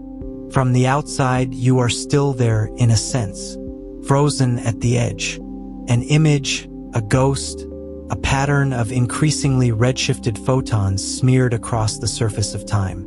But from the inside, you are long past that edge, moving, freely falling, deeper into a region of spacetime that the outside universe can no longer influence. The closer you fell, the less the outside universe could affect you. Not in the emotional or philosophical sense, though there is something to that as well. In the strictly physical sense, signals from the outside universe, trying to reach you inside the horizon, have a harder and harder time doing so. Electromagnetic signals, light, radio waves, any form of radiation, can still, in principle, cross the horizon from outside to inside, because they are traveling inward and the geometry permits inward travel. But information sent from outside after you cross the horizon will take an increasingly long time to reach you, and there is a sense in which your accessible future shrinks from the perspective of what the outside universe can touch. The universe beyond the horizon becomes increasingly remote from the physics that governs your situation. The forces and fields and influences that originated outside cannot follow you indefinitely into the interior. You are in a region that has, by definition, disconnected itself causally from the external cosmos. And this disconnection works in both directions. The black hole would hide your future from the universe. Whatever happens next, wherever your world line goes from this point, whatever you experience in the interior, however your story ends, none of it will ever be known outside. Not in any direct sense. Not by any signal or observation or measurement from the exterior. The interior of the event horizon is causally sealed. It is a region of spacetime that can receive information from the outside but can never send any back. Whatever your future holds it privately. It holds it in a place the rest of the universe cannot see. There is something profound in this beyond physics. The universe is built on the exchange of information, on light and signals and causes propagating through spacetime, connecting events to one another, allowing observers to know each other's histories. The event horizon severs that connection permanently. Your future is not just private in the way that the inside of a room is private, where someone could in principle come and check. It is private in the way that the past is private from the future, structurally, causally, irrevocably sealed off. The black hole is the only place in the universe where physics hides its own work. And you are inside it now. The shadow that was growing ahead of you has consumed the forward sky entirely. The blazing ring of lensed light that surrounded it, the last concentrated image of the external universe, is still visible, but it is behind you now, or it is around you, or the directions themselves have become complicated enough that behind and around are no longer entirely distinct. The universe you came from is not gone. Its light still falls inward through the horizon and can still reach you, but you cannot go back to it. That direction, which was always a direction in space, has resolved itself entirely into a direction in time. And time moves only one way, ahead of you in the direction that is no longer simply forward but is now, in the geometry of this place, simply the future is the singularity. The place where the known laws of physics run out of language to describe what happens. Where the curvature of spacetime becomes infinite in the classical equations, and where quantum mechanics and gravity must eventually reconcile into some theory that humanity, at the moment your journey began, had not yet written down. You are not there yet. There is still time, still a future to fall through, still, remarkably, physics to experience and phenomena to encounter in the extraordinary hidden interior of the most extreme object the universe makes. The calm that you felt at the threshold continues. It will not last forever, but it continues. You are inside. Let that settle for a moment. Not as a fact about your position in space, though it is that, but as a fact about your relationship to everything that came before. The universe you spent so long falling through, the one that stretched and blazed and distorted and finally compressed itself into that last blazing ring of light behind you, is still out there, still existing, still expanding, still aging, still full of stars and galaxies and the slow, patient drama of cosmic evolution. You have not left it exactly. You are still embedded in the same spacetime that contains it all. But the causal connection between you and that universe has been severed in a way that nothing else in nature can quite replicate. You are inside the event horizon of a rotating black hole. And a rotating black hole, it turns out, is not quite what the simpler picture of black holes would suggest. A non-rotating black hole, the idealized Schwarzschild solution, the one that appears first in textbooks and introductory explanations, has one event horizon, one boundary, one surface of no return, spherical and clean and mathematically elegant in its simplicity. Cross it and you are inside. The geometry beyond is straightforward in its inevitability, even if what awaits at the center is not. But a rotating black hole, a Kerr black hole, which is almost certainly what any real black hole in the universe actually is, because the stars and gas clouds that form black holes all carry angular momentum, all have some rotation, and that rotation is conserved and concentrated as the black hole forms. A rotating black hole has two event horizons. 2. An outer event horizon, which is the boundary you have just crossed, the one that sealed your future from the external universe and hid your fate from any observer watching from a safe distance. And inside that, deeper in an inner event horizon, also called the Cauchy horizon, a second boundary with its own extraordinary properties and its own extraordinary strangeness. Between the outer and inner horizons you are in a region of spacetime that is already inside the black hole in the sense of being cut off from the outside universe, but which has not yet resolved into the most extreme interior geometry. In this intermediate region, the mathematics of the Kerr solution offers something that the Schwarzschild solution never does, the theoretical possibility of avoiding the singularity, of passing through the inner horizon into a region with a different causal structure. Of, in the most exotic extensions of mathematics, something even stranger on the other side. We will come to that. But first, there is something that has been waiting for you at the boundary you just crossed. Something that the mathematics of the Kerr solution does not straightforwardly predict, but that other theoretical frameworks that attempt to bridge the gap between general relativity and quantum mechanics, suggest might be there. Something that has been the subject of intense and sometimes heated debate among physicists for years. Some theories predict firewalls at the event horizon. The firewall paradox emerged from a 2012 paper by Ahmed Almhairi, Donald Marolf, Joseph Polchinski, and James Sully, known collectively in the physics community by the acronym AMPS. Their argument, stated briefly and somewhat brutally, goes like this: quantum mechanics requires that information not be lost. General relativity, applied naively to the event horizon, suggests that crossing it should be uneventful. The equivalence principle, one of the foundational pillars of Einstein's framework, demands that a freely falling observer feel nothing special at the horizon. But if you try to make both of these things true simultaneously, information conservation and a smooth, uneventful horizon crossing, you run into a contradiction, a fundamental incompatibility.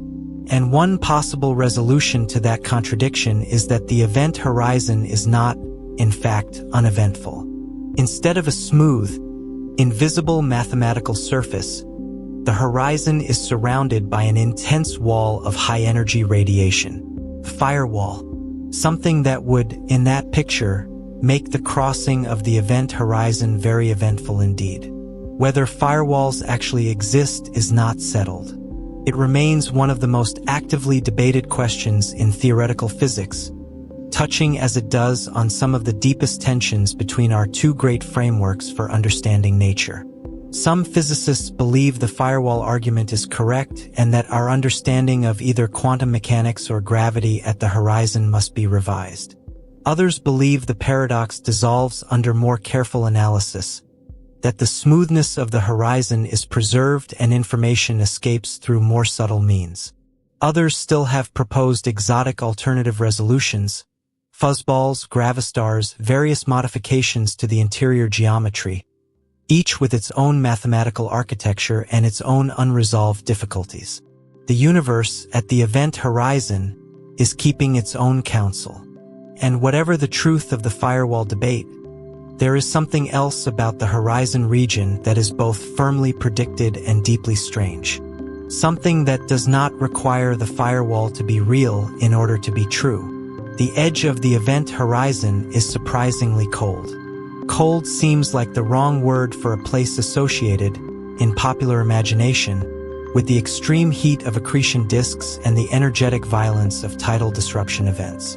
But those features are outside the horizon, in the infalling matter and the distorted space around it. The horizon itself, considered as a geometric surface, is associated with a temperature, the Hawking temperature, predicted by Stephen Hawking in 1974, that for a supermassive black hole is extraordinarily, almost inconceivably low. Far colder than the cosmic microwave background. Far colder than the coldest places we have measured in the universe. For a black hole of billions of solar masses, the Hawking temperature is a fraction of a degree above absolute zero. A number so small that writing it out in decimal form would require a sequence of zeros that would fill this page. This temperature is real. It arises from the quantum mechanical behavior of the vacuum at the horizon, from the way that the extreme curvature of spacetime at that boundary affects the quantum fields that permeate all of space. And it leads to something extraordinary. Even empty space would become dangerous. Not the drama of the accretion disk, not the tidal forces, not the blue shift radiation from the external universe. The vacuum itself, the quantum ground state of all fields, the emptiness that underpins everything, behaves differently in curved spacetime than it does in flat spacetime. In flat spacetime, far from any massive object, the vacuum is quiet. Quantum fields fluctuate as they always do. They cannot be completely still because the uncertainty principle forbids it. But those fluctuations are symmetric and familiar and do not single out any particular observer as special. Near the event horizon, all of that changes. The temperature of empty space could rise around you. This is the Unruh effect, closely related to the Hawking radiation that the black hole emits. An observer accelerating through the quantum vacuum, or equivalently, an observer hovering in a gravitational field, which general relativity treats as equivalent to acceleration, experiences the vacuum not as empty and cold, but as filled with a warm bath of thermal radiation. Particles appearing from nowhere. A temperature in what should be nothing. For ordinary accelerations and ordinary gravitational fields, this temperature is so small as to be unmeasurable with any technology we currently possess. But near the event horizon of a black hole, for an observer attempting to hover there, to resist the infall rather than falling freely, the effective temperature of the vacuum becomes significant, becomes real, becomes something that has physical consequences. You are not hovering. You are falling freely, which is a different situation. The Unruh temperature you would experience as a freely falling observer is technically zero. You are in free fall, and the equivalence principle says a freely falling observer is locally equivalent to an observer in flat spacetime. But this is where the quantum mechanical subtleties of the horizon begin to bite. Because the horizon is not just a feature of your local environment. It is a global feature of spacetime geometry. And global features can have local consequences in quantum field theory in ways that are still not fully understood. Tiny quantum fluctuations exist near the event horizon. They exist everywhere, of course. Quantum fields fluctuate throughout all of space, and the vacuum is never truly empty in the quantum mechanical sense. Virtual particles, the transient foam of quantum possibility that underpins all of particle physics, bubble in and out of existence on timescales too short to observe directly. But near the event horizon, these fluctuations are not merely background noise. They are the origin of Hawking radiation itself. The original picture Hawking offered, though he was careful to note it was more of an intuition than a precise derivation, was of virtual particle pairs spontaneously appearing near the horizon, one particle falling inward and one escaping outward. The escaping particle becomes real, carrying away energy. The infalling particle carries negative energy into the black hole, reducing its mass. The black hole very slowly, evaporates. For a supermassive black hole, this evaporation is so slow as to be effectively irrelevant on any timescale smaller than many orders of magnitude beyond the current age of the universe. The black hole is not going to evaporate while you are inside it, or for an unimaginably long time after. But the process is real, and it is intimately connected to the deepest unresolved problem in theoretical physics. Quantum physics and gravity would start colliding, not metaphorically, in the interior of a black hole, and particularly as you approach the singularity at the center. The conditions are such that both quantum mechanics and general relativity are simultaneously required to describe what is happening, and they do not currently speak the same language.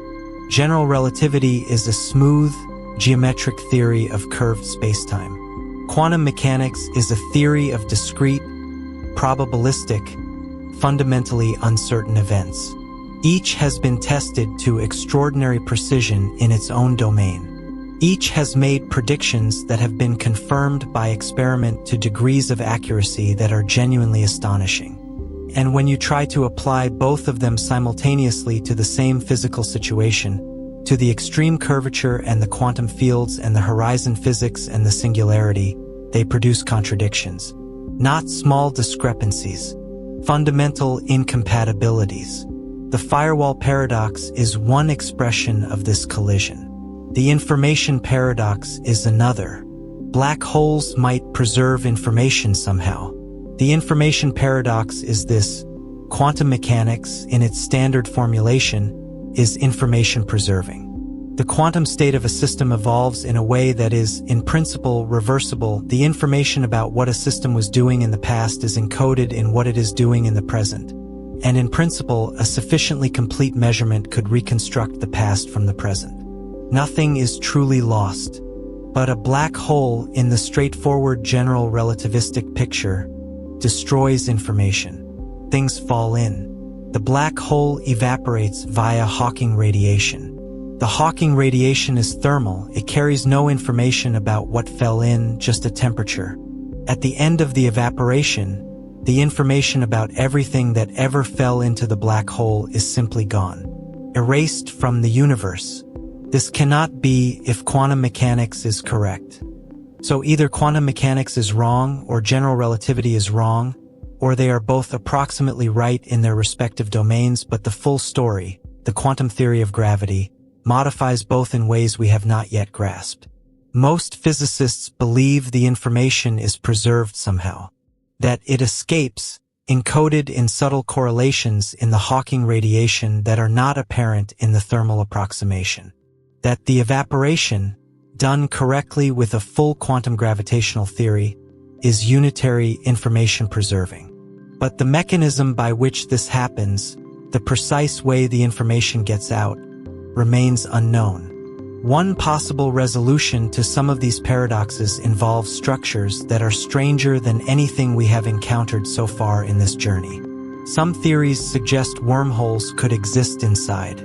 Not the wormholes of science fiction necessarily, not stable traversable tunnels between distant parts of the universe that a spacecraft could fly through, but geometric connections, quantum links.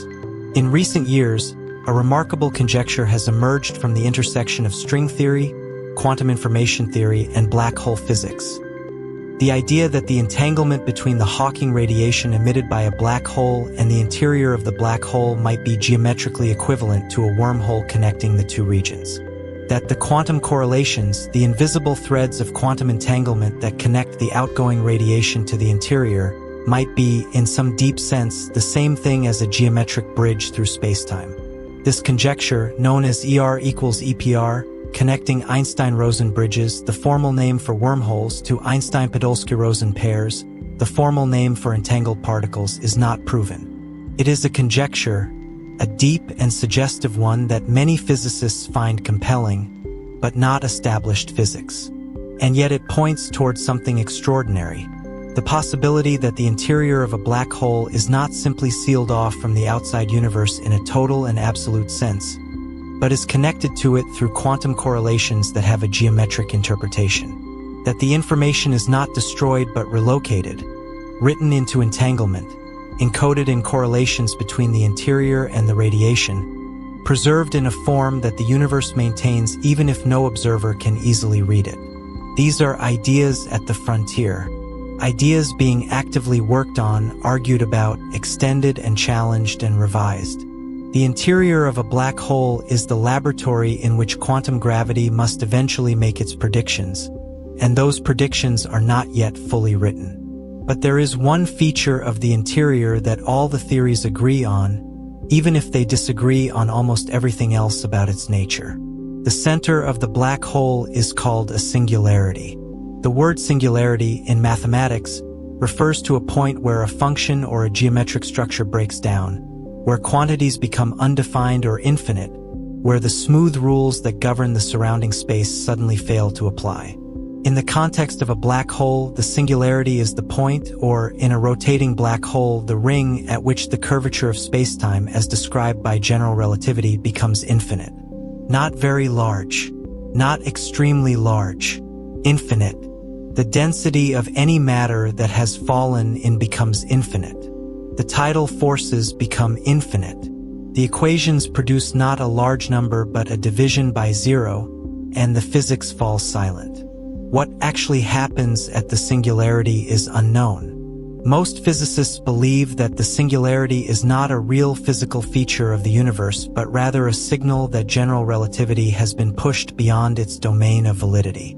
That a complete theory of quantum gravity, whatever form that theory eventually takes, would replace the infinite curvature of the classical singularity with something finite and physical, something strange and extreme but describable. Something the universe actually does, rather than a place where the universe simply runs out of mathematics. What that something is, no one yet knows. In a rotating black hole, your black hole, the singularity is not a point but a ring. A one-dimensional circle of infinite curvature, lying in the equatorial plane of the rotation. And the Kerr solution, extended fully in all its mathematical richness, suggests that the ring singularity might be avoidable, that a trajectory through the interior could, in principle, thread through the center of the ring without encountering the singularity directly.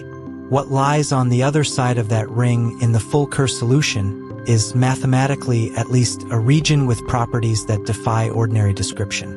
A region where time and space have exchanged their characters in ways that permit, within the equations, things that no physical intuition prepares you for. But the equations of general relativity, extended into the interior of a black hole, are operating far outside their tested domain. What they describe there may be the actual physics, or it may be the mathematical shadow of physics we do not yet understand. The singularity is where the journey ends in the classical picture, or perhaps where it transforms, or perhaps where it connects through quantum threads to something else entirely. You are still falling toward it. The tidal forces have grown. The geometry of the space around you is nothing like the geometry of the universe you came from. The directions of space and the direction of time have become entangled in ways that make navigation meaningless. Ahead of you, which is now, remember, simply the future, the singularity waits, not as a place to arrive at but as a moment to reach. A point in your personal future that your world line is aimed at as surely as tomorrow follows today. But between here and there is still physics, still quantum uncertainty, still the possibility that the full story, the one that quantum gravity will eventually tell, is stranger and more generous than the classical equations suggest. You are deep inside the most extreme object the universe makes. You are where the laws of physics go to their limits. And in the silence of the interior, in the gathering extremity of a place that no signal can ever describe to the outside universe, you fall toward the edge of what is known. Beyond that edge, perhaps something new begins. Step back for a moment from the interior. Step back from the singularity and the ring and the quantum fluctuations at the horizon and the unresolved collision of gravity and quantum mechanics. Step back from the broken geometry of the Kerr interior and the theoretical wormholes and the firewalls and all the extraordinary, unresolved strangeness of the place you have fallen into. Because there is another story running in parallel to yours, a story that has been unfolding continuously on the outside in the universe you left behind. A story that the time dilation of your journey has compressed and accelerated from your perspective. A story you have been watching play out at a rate far faster than any observer far from the black hole would experience it. The universe has been aging while you fell, not merely by years, not by centuries or millennia, by billions of years, by timescales that dwarf the entire history of complex life on Earth, that dwarf the age of the sun, that begin to approach the kinds of durations that cosmologists think about when they consider the long-term fate of the universe itself. The time dilation you experienced as you descended deeper and deeper into the gravitational well of the black hole has been running a clock on the outside world at a rate increasingly decoupled from your own, and that outside clock has been ticking very fast indeed. What you have witnessed, in the compressed, blue-shifted, lensed light of the external universe falling inward through the horizon, is nothing less than the biography of civilizations. The rise and fall of everything that was alive and thinking and building in the universe at the moment your journey began. Ancient civilizations could vanish during your fall. Not just could, would. Any civilization that existed at the moment you began your long spiral toward the black hole. Any planet with fire and language and agriculture and cities, anywhere in the observable universe, would have had its entire subsequent history play out while you were still falling. A civilization that had just discovered writing when your journey began might have, in the time it took you to spiral through the intermediate stages of approach, discovered agriculture and astronomy and mathematics and physics and spaceflight and things beyond spaceflight that we have no words for yet. And then declined. And then perhaps risen again. And then being ended by the natural processes that end planets, the evolution of their star, the slow loss of planetary heat, the gradual cessation of geological activity, the fading of the magnetic field that shields life from the hard radiation of the cosmos. All of that, an entire civilization's arc from emergence to extinction, playing out in what, from the perspective of the outside universe, were billions of years, but from your perspective appeared as a compressed, rushing narrative of light and time. You might have watched the death of worlds without even being able to name them. And larger structures, too, have been evolving in the light that reached you. You might witness the death of your own galaxy. The Milky Way, the galaxy that contains or contained the solar system you came from, has its own lifespan, its own arc of evolution, its own eventual fate.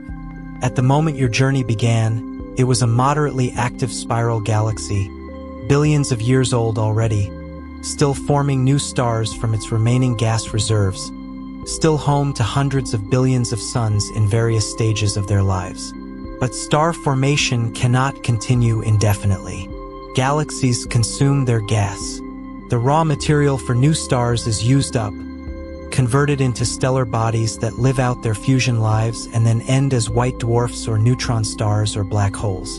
The gas that remains between the stars thins and is depleted. New stars form less and less frequently. The galaxy grows older, its stellar population aging, the brilliant blue-white stars that live fast and die young already gone, the longer-lived yellow and orange stars aging toward their red giant phases, only the dimmest red dwarf stars, those miserly, slow-burning embers of stellar life, still burning steadily. And the Milky Way does not age quietly. It was already, before your journey began, on a collision course with its nearest large neighbor, the Andromeda Galaxy 2.5 million light-years away, already approaching at hundreds of kilometers per second. That collision, that merger of two enormous spiral galaxies, each with its own supermassive black hole at its center, would have played out over hundreds of millions of years from the perspective of the outside universe. The two spirals are interpenetrating, their stars not colliding. Stars are so small relative to the distances between them that direct stellar collisions in a galaxy merger are rare, but their gravitational structures interacting, disrupting, reforming. The two central black holes sink toward a common center. The two galaxies become one, slowly, over timescales that geological patience can barely encompass. The result, sometimes called Milkometa by astronomers with a poetic streak, would eventually settle into a new configuration. An elliptical galaxy, perhaps, old and red and slowly fading. The supermassive black holes at the center having merged in an event that would have sent gravitational waves ringing through the universe. A bell struck at the center of what used to be two separate worlds.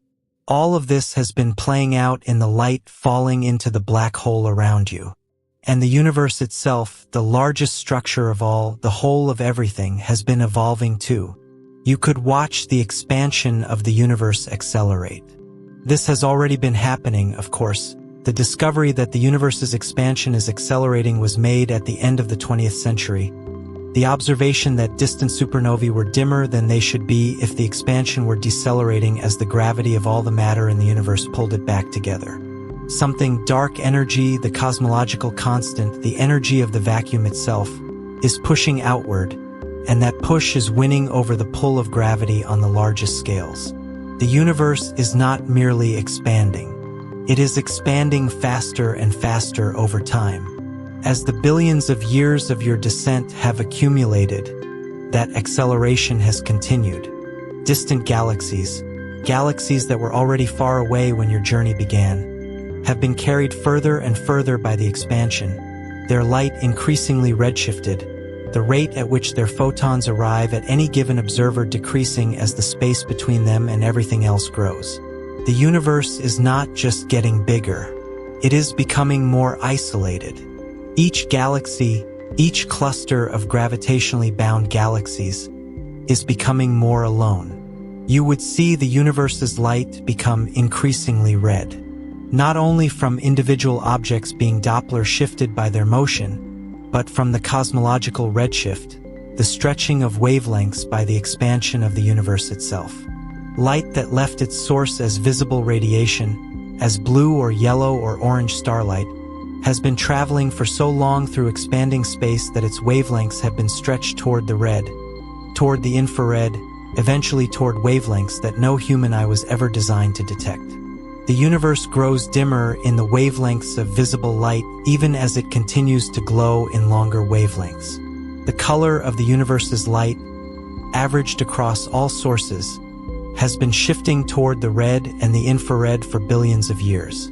As your journey has extended through the timescales we are now considering, that shift has continued and deepened. The universe around you might grow darker with age. Darker because the stars are dying. Because the raw material for new stars, the cold hydrogen gas that collapses under gravity to ignite fusion in new stellar cores, has been consumed. Star formation rates have been declining across cosmic history since roughly the peak of cosmic star formation, which occurred about 10 billion years ago, before your journey began. By the time the timescales of your fall have accumulated to their fullest extent, the era of star formation is not just declining. It is ending. The last new stars have formed from the last available gas. The galaxy, what remains of the galaxy, that aging elliptical ember, is no longer making new lights to replace the ones that burn out. It is consuming its reserves without replenishment.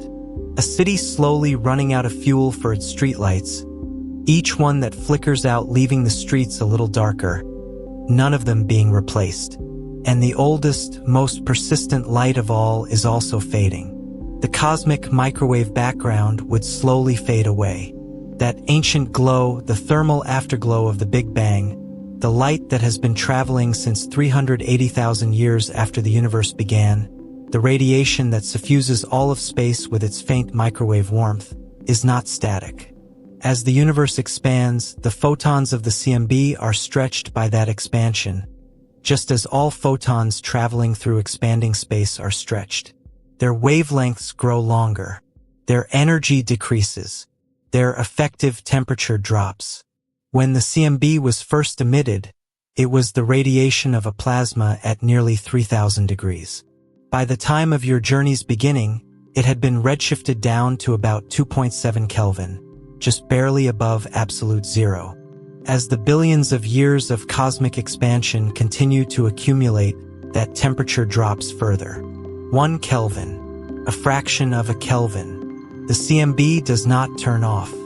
It does not reach a moment of sudden extinction. It simply continues its slow, asymptotic approach toward zero, growing fainter and longer in wavelength, requiring increasingly sensitive instruments to detect, becoming less and less a feature of the observable universe and more a theoretical remnant that can be calculated but barely measured. The oldest light in the universe, fading towards silence. The stars you remember would eventually vanish forever. The bright ones, the blue and white giants that blazed most brilliantly in the night sky, that shaped the constellations and lit the faces of every person who ever looked up with wonder, those were already gone long ago. They lived their fast, brilliant lives in millions of years, not billions, and their supernovae had already decorated the early universe with their deaths before the timescales of your fall began to truly accumulate. What remained for a while were the more moderate stars, the yellow stars like the sun, the orange stars. These took billions of years to reach their ends, swelling to red giants, shedding their outer layers, leaving white dwarf embers to cool over billions of years more. And then there are the red dwarfs, the smallest, dimmest, most miserly of the hydrogen-burning stars, those rust-colored embers that burn so slowly and so coolly that their total stellar lifetime stretch to trillions of years. Tens of trillions. In the timescales your journey encompasses, even these have continued burning, continued fusing their hydrogen into helium at their patient, unhurried rate. But even they have limits. Even the smallest red dwarf will eventually consume its available hydrogen, will eventually cease fusion, will eventually cool, will eventually become a black dwarf, a cold, dark, inert sphere of degenerate matter drifting through an increasingly dark universe. You could outlive most visible light in the universe. Not in the sense of being older than it. The photons of the CMB are older than anything in this story. But in the sense of persisting into an era when the production of new visible light has essentially ceased. When the furnaces have gone out. When the universe has transitioned from the stelliferous era, the age of stars, which is the era we currently inhabit, into the degenerate era, the age of stellar remnants. White dwarfs, cooling slowly over unimaginable stretches of time. Neutron stars spinning down their rotation rates, their magnetic fields decaying. Black holes, scattered throughout the dark, the most persistent objects in the universe. All of them drifting through a space that is no longer illuminated by the steady fusion fires that defined the universe for its first several trillion years. Eventually, the universe could become nearly silent. Silent in the electromagnetic sense, nearly devoid of the photons of visible light that have been the primary medium through which we have known and understood the cosmos. Silent in the gravitational sense, the great mergers and collisions and the ringing gravitational waves of active galactic nuclei gradually becoming fewer as the universe empties out and its structures dissolve. Silent in the sense of activity, fewer and fewer events of the kind that characterize an energetic, star-forming, life-permitting universe. The universe does not end. It does not reach a moment of absolute termination. It's simply, quiet, asymptotically, the way a struck bell does not stop vibrating all at once but gradually, smoothly, loses its oscillation to the medium around it until the sound is below the threshold of hearing. The universe becomes a place of long, dark, cold silences interrupted by increasingly rare events. A white dwarf cooling from orange to red to infrared to a darkness that no eye could detect. A neutron star slowly loses its spin to electromagnetic radiation, the radiation becoming weaker and weaker as the spin rate drops. Black holes drifting through the dark, accreting the occasional particle of matter, a hydrogen atom, an electron, a dark matter particle. The accretion so slow and so sparse as to be invisible against the background of Hawking radiation, itself almost infinitely faint. Your journey could continue long after the stars are gone. This is the remarkable and strange final dimension of what your fall has encompassed.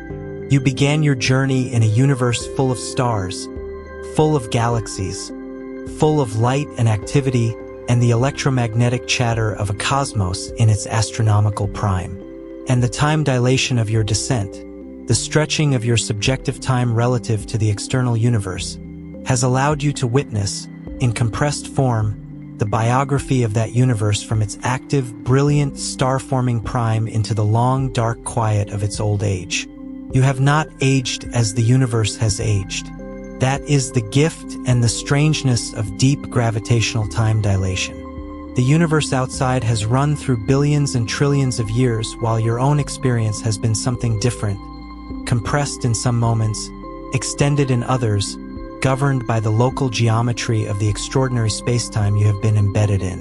You have been a relatively small traveler on an impossibly large journey, and the universe through which you fell has had the time to complete arcs of evolution that dwarf everything that seemed important at the journey's beginning. The civilizations are gone. The stars are gone. The light has faded. The CMB has stretched toward silence. The galaxies have merged and aged, and their stellar populations have burned out, one by one, the last red dwarf going dark somewhere in the long, patient night of the universe's future. And still the black hole persists. Not unchanged, Hawking radiation has been slowly, incredibly slowly, reducing its mass over these unimaginable timescales. But for a black hole of billions of solar masses, the evaporation time is so extraordinarily long that even the timescales of stellar death and galactic dissolution represent only the earliest, almost negligible stages of the evaporation process. The black hole is still here. It will be here long after the last white dwarf has cooled to darkness, long after the last neutron star has wound down, long after the universe has entered its deepest and darkest and coldest phase. The black hole outlasts the stars. And you, still falling, still inside, still tracing your world line toward whatever the quantum gravitational truth of the singularity turns out to be, you have fallen through the biography of a universe. It is dark outside now. Dark in a way that the universe at the beginning of your journey could never have been. The warmth is gone. The light is gone. The chatter of electromagnetic radiation from a billion active stars in a billion galaxies is gone. There is only the cold, the dark, the slow Hawking glow of the black holes themselves, faint beyond all imagining, and the vast, patient emptiness of a universe that has said nearly everything it had to say and is now, gently, slowly, winding down toward whatever comes at the end of all things. And somewhere in the interior of one of those last, persistent black holes, falling still, a journey that began in what feels like another universe entirely, because it was another universe entirely, a universe that no longer exists in the form it had then, continues toward its conclusion.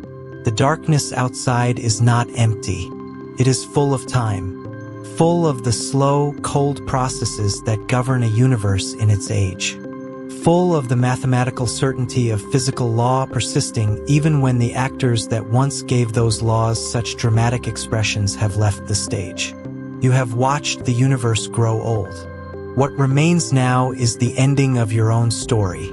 And that ending waits for you, patient as only the inside of a black hole can be patient, in the direction that used to be called forward, in the dimension that is now simply called the future, in the place where physics runs to its limit and something we do not yet have the mathematics to name, begins. The stars are gone. Not recently gone. Not in the way that a candle goes out with a moment of transition you can point to. Gone in the way that seasons go, gradually and then completely, the universe having crossed some threshold from illuminated to dark so slowly that there was no single moment you could identify as the last.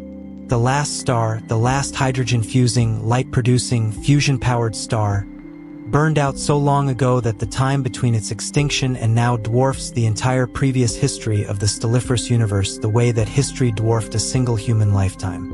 It is gone. They are all gone. And the universe that remains is a different kind of universe entirely, older, colder, darker, and governed by processes so slow and so patient that they make stellar evolution look frantic by comparison. But it is not an empty universe. Not yet.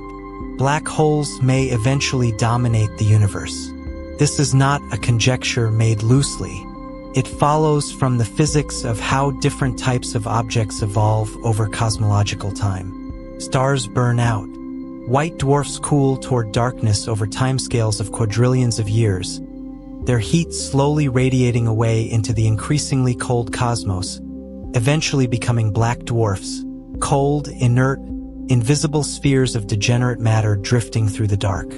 Neutron stars spin down, their magnetic fields decaying, their energy slowly dissipating. Planets, any that survived the deaths of their stars, ejected into interstellar space or simply left orbiting the cooling remnants of their suns, persist for a while, but even they are subject to the slow erosion of quantum processes and gravitational interactions over sufficiently long timescales. Everything that is not a black hole is, on a long enough timeline, either cooling toward absolute stillness or being disrupted by the rare but inevitable gravitational encounters that characterize a universe growing slowly emptier and more spread out. Black holes do not cool in the same way. They do not burn out. They do not spin down through electromagnetic radiation on timescales comparable to neutron stars. They persist, they endure, and they continue slowly to grow, accreting the occasional particle of matter that wanders close enough, merging with other black holes when the geometry of their wandering paths brings them close enough for gravity to do the rest. In a universe where everything else is fading and cooling and winding down, the black holes remain. They are the last structures, the final inheritors of the mass and energy that once powered a universe of light. The black hole you have been falling toward, the one whose interior you now occupy, whose gravitational influence shaped the entirety of your journey, could outlive almost everything else. Almost everything, because the universe in its deep future is not entirely without process. Protons, the fundamental constituents of atomic nuclei, the building blocks of all ordinary matter, may not be perfectly stable. Certain extensions of the standard model of particle physics predict that protons decay over extraordinarily long timescales into lighter particles. The predicted proton lifetime varies depending on the theoretical framework, but in many models it exceeds 10 to the 34th years, a number that has no meaningful analogy in ordinary experience, a number that makes the current age of the universe look like a rounding error. If protons decay, then over these timescales all ordinary matter, all the cold white dwarfs, all the frozen planets, all the molecular clouds and dust grains and wandering rocks, is slowly converted into radiation and lighter particles. The solid material of the universe dissolves, particle by particle, over eons that have no name in any human language. But a black hole is not made of protons in the ordinary sense. Its mass is in the curvature of spacetime itself, in the geometry of the singularity, in the gravitational field that surrounds it. Proton decay does not directly apply to a black hole the way it applies to a lump of iron or a frozen ocean. The black hole persists through the era of proton decay, through the dissolution of all ordinary matter, through the transition of the universe from a place with solid objects into a place with only radiation and degenerate matter and the persistent gravitational structures of black holes. The black hole might eventually become one of the last lights in existence. Light is perhaps the wrong word, or rather, it is the right word only if you extend it beyond the visible spectrum, beyond any spectrum that any biological eye ever evolved to detect. The light the black hole produces is Hawking radiation, that extraordinarily faint, extraordinarily cold, thermal emission that arises from quantum effects at the event horizon. For a supermassive black hole of billions of solar masses, this radiation has an effective temperature measured in fractions of a fraction of a degree above absolute zero. It is not light in any meaningful observational sense. It is a theoretical glow, a quantum whisper, a rate of energy emission so far below the sensitivity of any instrument we have ever built that detecting it around any real black hole would currently be impossible. And yet it is there, physically real. And in a universe where every other source of photons has gone silent, where the stars are gone and the white dwarfs have cooled to darkness and the CMB has been redshifted to wavelengths longer than the observable universe, and the protons of ordinary matter have decayed away. The Hawking radiation of black holes is all that remains. The final eras of the universe could belong to black holes alone. Not busy, energetic, quasar-blazing black holes actively consuming stars and gas clouds. Those days ended long ago in the bright, loud, early universe that feels, from this vantage point in deep time, like something almost mythological. The black holes of the deep future are quiet. They drift. They emit their infinitesimally faint Hawking radiation into a universe so cold and so empty that even that faint emission represents a significant fraction of the total energy output of everything that exists. They are not doing anything, but what they are doing is very, very slow. The black hole could survive longer than galaxies themselves. Galaxies, as coherent structures, as gravitationally bound collections of stars orbiting a common center, have their own lifespans. Not because galaxies burn out the way stars do, but because gravity over sufficiently long timescales is not perfectly efficient at holding things together. Gravitational interactions between stars, the gentle, persistent perturbations of passing encounters over billions of years, can, over timescales that dwarf stellar lifetimes, eject stars from galaxies entirely. A star on the outer edge of a galaxy, perturbed by the accumulated gravitational tugs of billions of nearby passages over trillions of years, can find its orbit slowly modified until it is no longer bound to the galaxy. It escapes into the intergalactic void. Slowly, over unimaginable timescales, this process depletes the galaxy's stellar population, not through death, but through escape. And the energy for these ejections has to come from somewhere. It comes from the orbits of everything else, which collectively sink inward as the outer stars are ejected. The galaxy slowly evaporates outward while simultaneously contracting inward. The stars that remain spiral closer to the center, closer to the black hole, and the black hole consumes them. The black hole could eventually consume entire star clusters.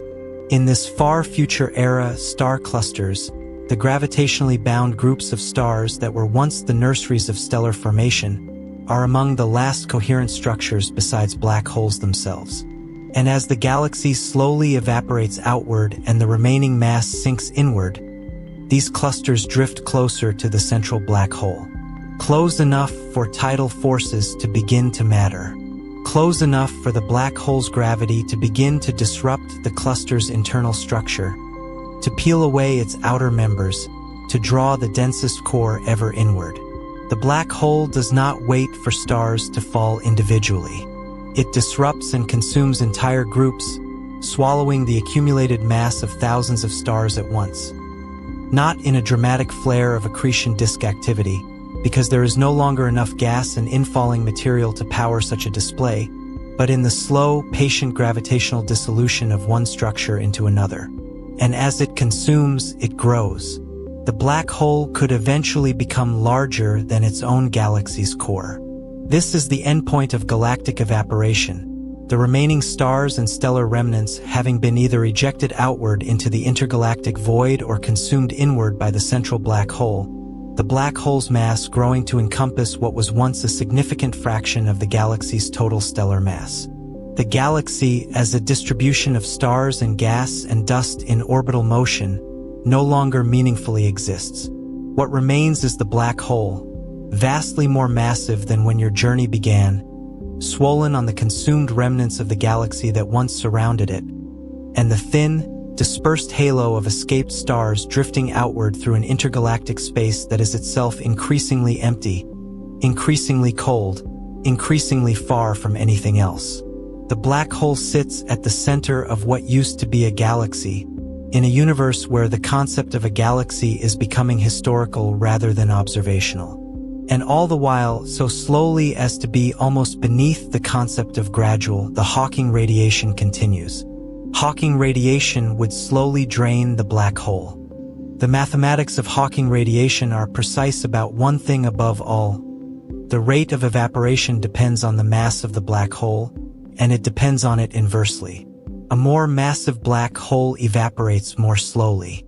A less massive black hole evaporates more quickly. This means that for a supermassive black hole, for your black hole, with its billions of solar masses, swollen further by the consumption of stellar remnants over trillions of years of galactic evaporation, the evaporation time is almost beyond any number that has a name. The calculation for how long a black hole of a given mass takes to completely evaporate via Hawking radiation gives, for a black hole of the Sun's mass, something like 2 × 10⁻⁶ years. For a black hole of a billion solar masses, the evaporation time scales as the cube of the mass, meaning it is a billion cubed or 10⁻⁷ times longer still. Numbers that occupy a different conceptual universe than anything in ordinary experience. But the evaporation happens. Slowly at first, so slowly that the rate of mass loss is genuinely incomprehensible in ordinary terms, measured not in kilograms per second but in fractions of a proton mass per epoch. The black hole barely notices, in any meaningful physical sense. Its mass remains effectively constant over timescales that dwarf the age of stars. The Hawking temperature remains effectively constant, extraordinarily cold, far below the temperature of any background radiation that exists in the universe by this point, and the power output remains effectively zero for all practical purposes. But the universe has time. The universe has nothing but time. And as the black hole evaporates, as its mass slowly decreases, something begins to change. Not quickly, never quickly, but the relationship between mass and evaporation rate means that as the black hole loses mass, it loses it slightly faster. And as it loses it slightly faster, its temperature rises slightly. And as its temperature rises slightly, it radiates slightly more energy. The feedback is gentle at first, barely perceptible across the longest timescales. But it is real, and it builds. Even black holes are not truly eternal. This is the profound and humbling conclusion of Hawking's calculation, that the most persistent objects the universe makes, the structures that outlast stars and galaxies and the era of ordinary matter itself, are nonetheless finite. They have a lifespan, an extraordinarily long one, a lifespan that makes the concept of a long time feel inadequate, but a lifespan nonetheless. The universe does not permit permanence, not even to its most enduring children, not even to the objects that once contained the mass of billions of stars, that once blazed brighter than galaxies, that once shaped the trajectories of civilizations and worlds. The evaporation accelerates very slowly over timescales that have no name in any language. The black hole's mass decreases. Its temperature rises. Its Hawking radiation, once a whisper below any threshold of detectability, becomes, over these extraordinary timescales, slightly less infinitesimal. Still cold, still faint, still radiating into a universe so dark and so empty that the radiation itself propagates through space without encountering much of anything. But present, physically real, carrying away, quantum by quantum, the mass energy that once made this object one of the great anchors of cosmic structure. And then, at the very end, at the final stages of evaporation, when the black hole's mass has decreased to the point where the Hawking temperature becomes significant, where the feedback between decreasing mass and increasing temperature begins to run away, something happens that is, in its own way, as dramatic as anything in this entire journey. The final evaporation is fast. Not fast by human standards, not fast by the standards of anything that exists in the stelliferous universe, but fast relative to the unimaginable timescales of the evaporation that preceded it. The last stages of a black hole's evaporation are thought to proceed in a burst, a final flash of Hawking radiation as the remaining mass is converted entirely into photons and other particles, the last gravitational structure dissolving into a spray of radiation that propagates outward into the cold, dark, empty universe. A brief brightening in the dark. The last light of something that was once one of the most massive objects in the cosmos. A flash, if flash is even the right word for something that may last for fractions of a second at the very end of a process that took longer than any number in common use, and then nothing. The black hole is gone. What remains is radiation. Photons and particles spreading outward through a universe that has been emptied and cooled and darkened beyond any description that feels adequate. The radiation disperses. It redshifts as it travels through expanding space, its wavelength stretching, its energy decreasing. Eventually, it is indistinguishable from the background, from the cold, dark, nearly featureless state of a universe that has consumed its fuel and radiated away its structures and arrived, at last, at something close to thermal equilibrium. This is what physicists call the heat death of the universe. Not a dramatic end, not an explosion or a collapse or a boundary. Just a gradual, asymptotic approach to a state of maximum entropy, maximum disorder, in which no further work can be extracted, no further structure can form, no further events of consequence can occur. A universe in which everything that was going to happen has happened, and what remains is the long, cold, dark, eventless equilibrium of a cosmos that has finished its story. You have been inside the black hole for all of this. Falling still, or rather, following your world line toward its conclusion, which the geometry of the interior has been directing you toward since the moment you crossed the horizon. The universe outside has lived out its entire future while your journey has continued. The stars, the galaxies, the civilizations, the era of ordinary matter, the era of stellar remnants, the era of black holes, the final evaporation. All of it has transpired in the universe outside while you have been here in the interior, in the place where the black hole's own clocks run and where the connection to the outside has been severed in the most absolute sense that physics permits. The black hole that contained you has, from the outside's perspective, evaporated. From yours, from the inside, the story is not quite finished yet.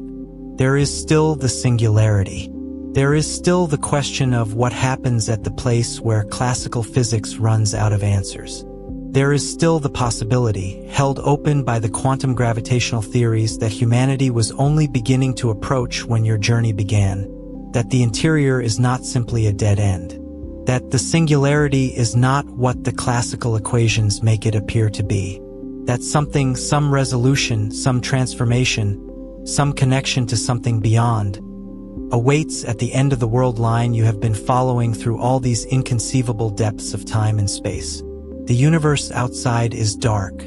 The black hole that was your companion for longer than any star has lived has given its last light to the void. And you are still falling, toward whatever comes next.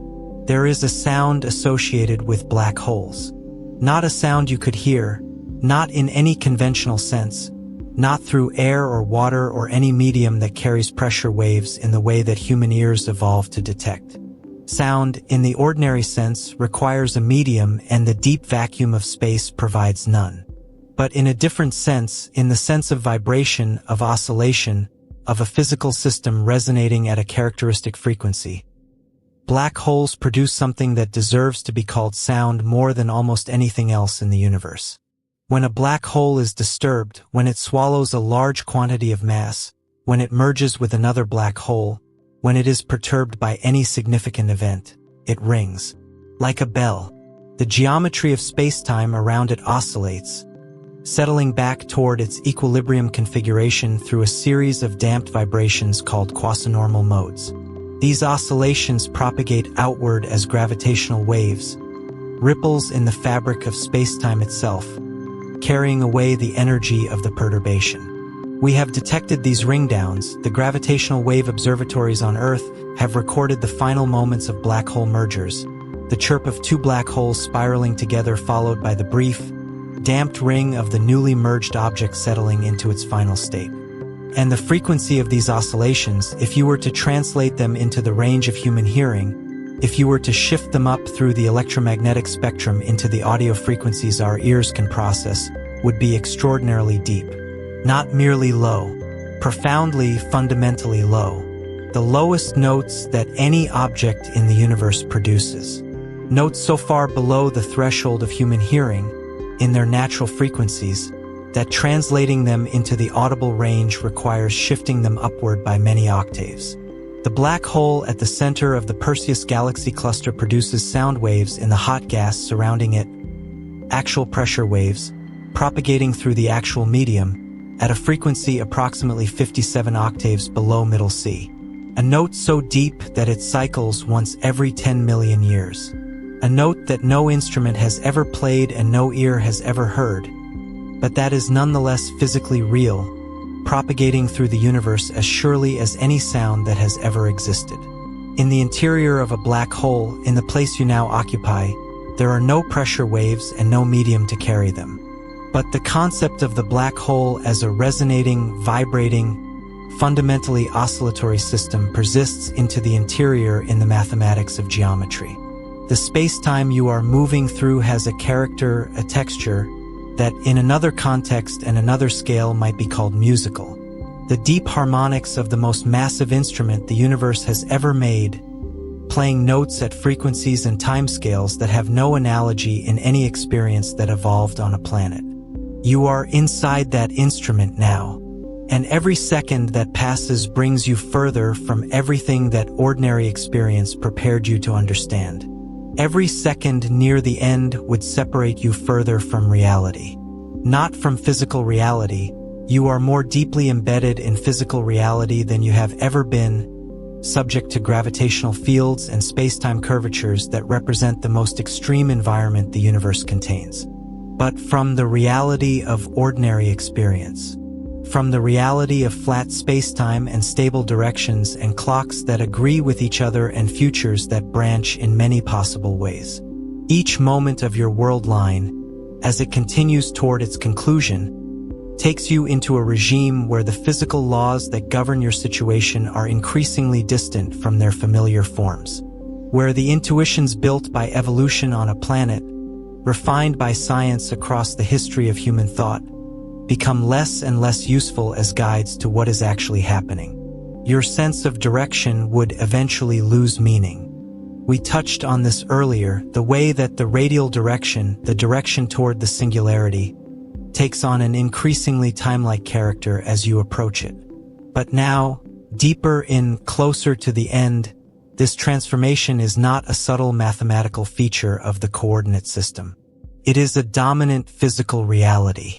The directions of space have been reorganized by the extreme curvature of the interior geometry in ways that make the very concept of navigating by direction, of choosing to go this way rather than that way, almost without content.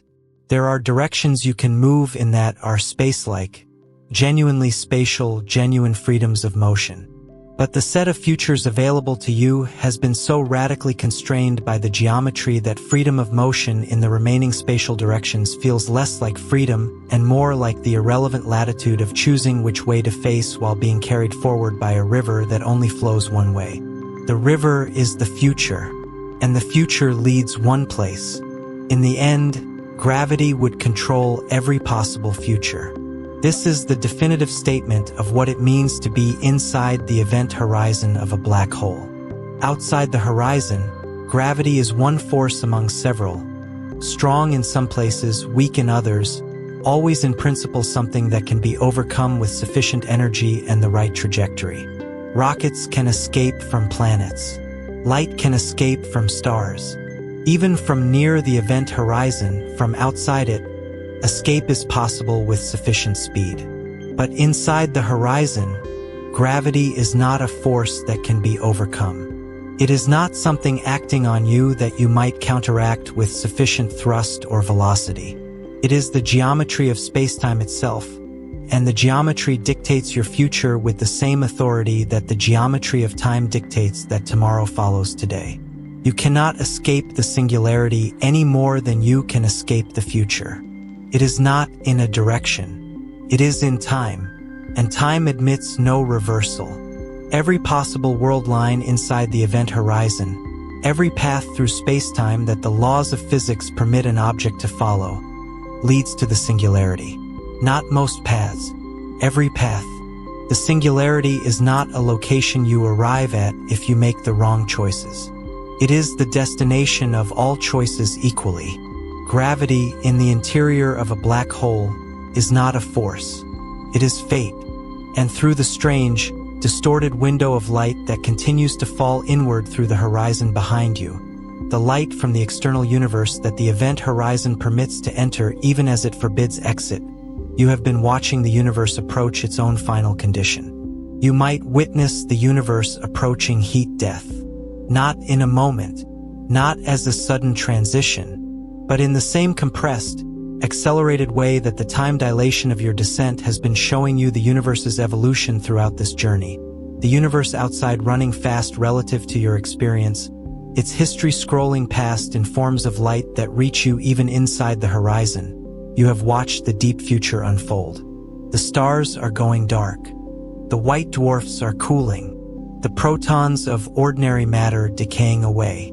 The black holes outlast everything else. The final evaporations. And now, in the deepest future, in the era that cosmologists call the Dark Era, the period after even the black holes have finished their slow evaporation, the universe outside is approaching the condition of maximum entropy. Minimum available energy. A state in which the temperature everywhere is effectively the same, in which there are no gradients, no differences, no flows of energy from hot to cold that could power any process or permit any event of consequence. The universe is not dead in any dramatic sense.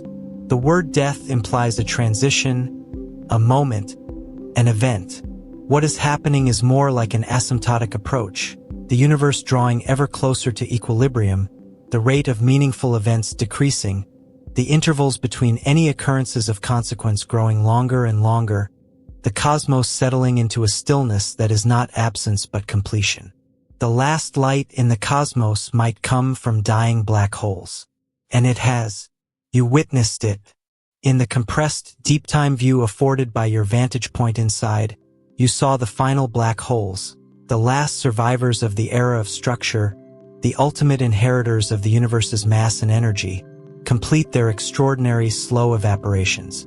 You saw the final bursts of Hawking radiation, those brief terminal flares at the end of evaporation timescales that have no name in any human number system, propagate outward into a universe with nothing left to interact with. Photons spread through space that contain no matter to absorb them, no structure to be changed by their passage, no observer to register their existence.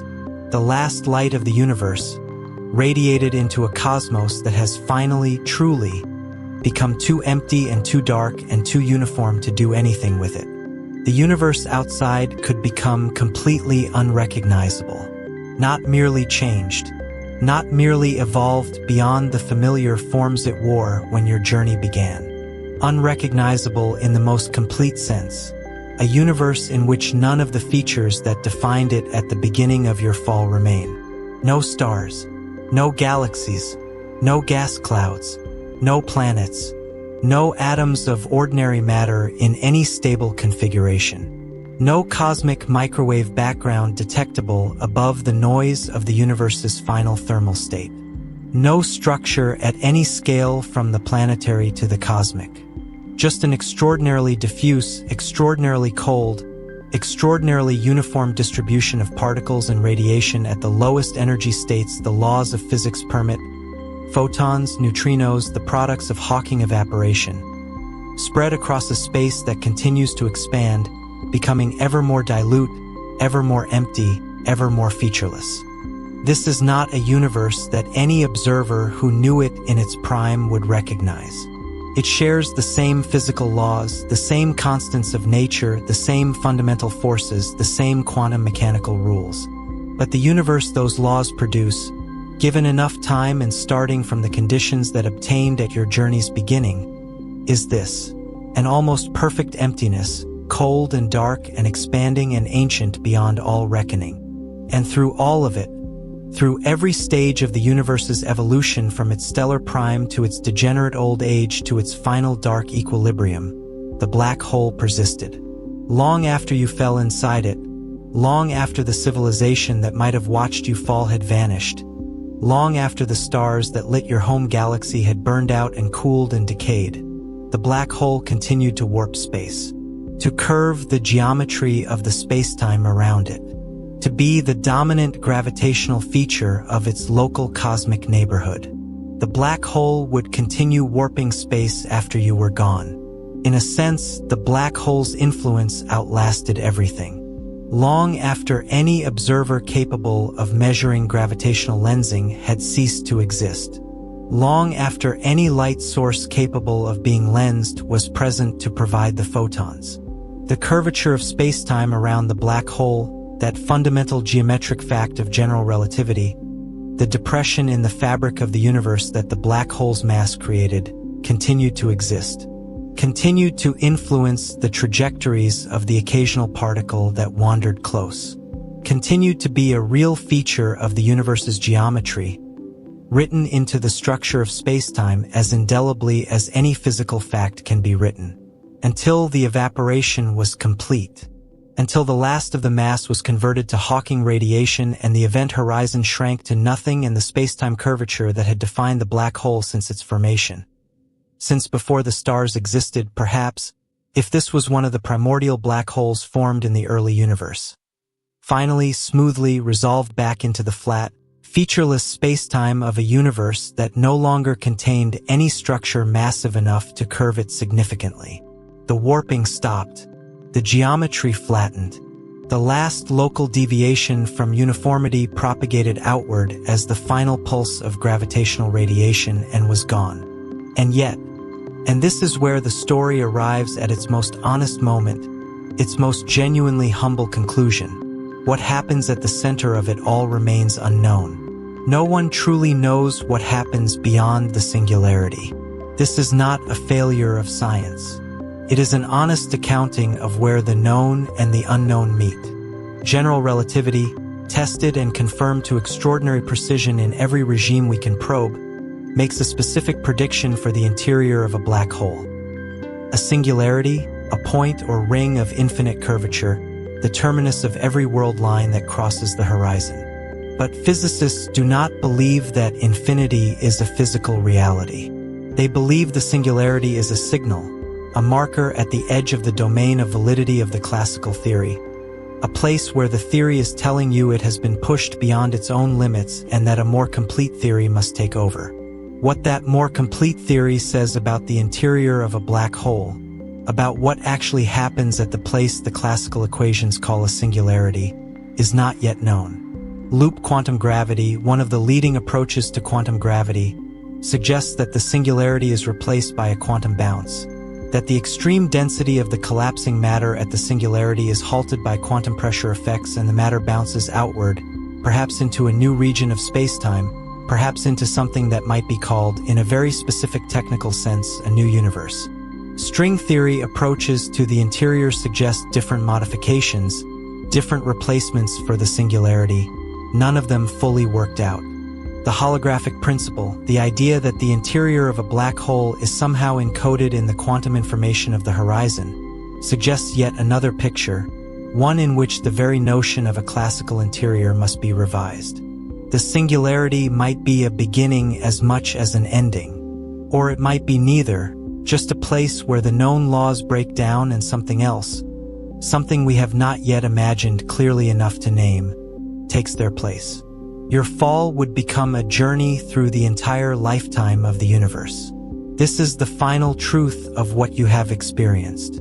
Not a metaphor, not an approximation. A literal, physical fact about what the combination of gravitational time dilation and the timescales involved in this journey have made your descent into. You began in a universe full of stars and galaxies and light and possibility. You fell through the era of active black holes and blazing accretion disks and the gravitational dance of galaxy mergers.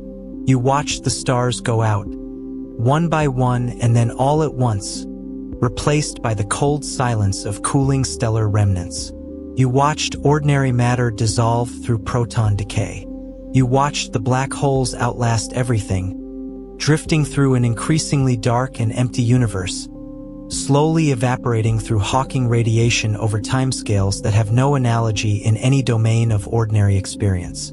You watched the last light, the final burst of Hawking radiation from the last black hole, propagate outward into a universe that had become, in every meaningful sense, the endpoint of its own story.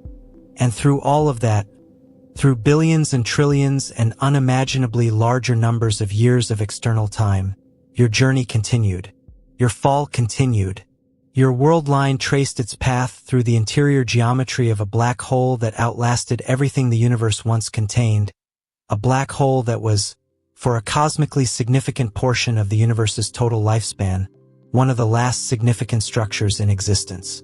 You fell through time more completely than any other journey could have taken you. Not by traveling faster than light, not by any exotic propulsion, not by any technology or magic, just by falling, by being in the deepest gravitational well the universe makes, by letting the time dilation of extreme gravity do what it does, separate the clock inside from the clock outside, run them at different rates, allow the universe to age around you while your own experience stretches across an incomprehensibly smaller subjective span. You fell, and in falling, you watched everything. The silence at the end of your journey is a different kind of silence than the silence at the beginning. At the beginning, in Act 1, the silence was the silence of a universe full of things that simply made no sound in the vacuum of space. Stars burning, galaxies turning, the quiet pull of gravity operating on scales too vast for any human sense to register. The silence was the silence of scale, of distance, of the simple fact that sound needs a medium and space provides none. The silence now is the silence of completion, a universe that has said what it came to say, that has run the full arc of its story from the first fraction of a second after the Big Bang through the stelliferous era and the degenerate era and the black hole era and the dark era to this final, still nearly featureless state. A universe that has, in the most physical and most thermodynamic sense, wound down. Not broken, not destroyed, simply finished. And somewhere in the geometry of that finished universe, in the place where a black hole once warped spacetime and has now returned it to flatness, your world line reaches its conclusion. Not with drama, not with a wall or a surface or any physical marker, just with the point where the mathematics of general relativity produces its infinity and steps aside for whatever understanding we have not yet achieved. The point where the known ends and the unknown begins, as quietly and as completely as the universe itself has quieted. What comes next, if next is even a meaningful word at the edge of a singularity, is the question that physics is still learning how to ask. Perhaps nothing, perhaps something new, perhaps a connection through quantum geometry to another region of spacetime, another universe, a daughter cosmos, something born from the compression of this one the way stars are born from the compression of gas clouds. The mathematics hints at possibilities without confirming any of them. The universe, at its most extreme, keeps its own counsel. What we know is this: you fell.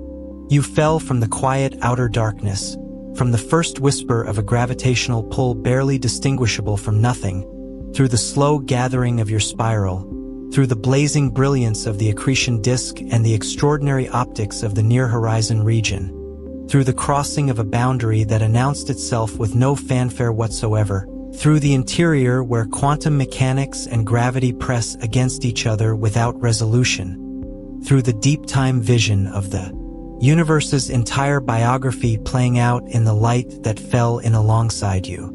You fell through the lifetime of stars, through the deaths of galaxies, through the long, cold patience of a universe winding down, through the era of black holes and the final evaporations and the heat death of everything that was. And at the end of all of it, at the bottom of the deepest gravitational well the universe knows how to make, there is something that no signal can describe, no observation can reach, no theory has yet fully illuminated. There is the singularity. And beyond it, perhaps, there is silence of a different kind. Not the silence of emptiness. Not the silence of the ending, the silence of something that has not yet been named. Your journey is complete.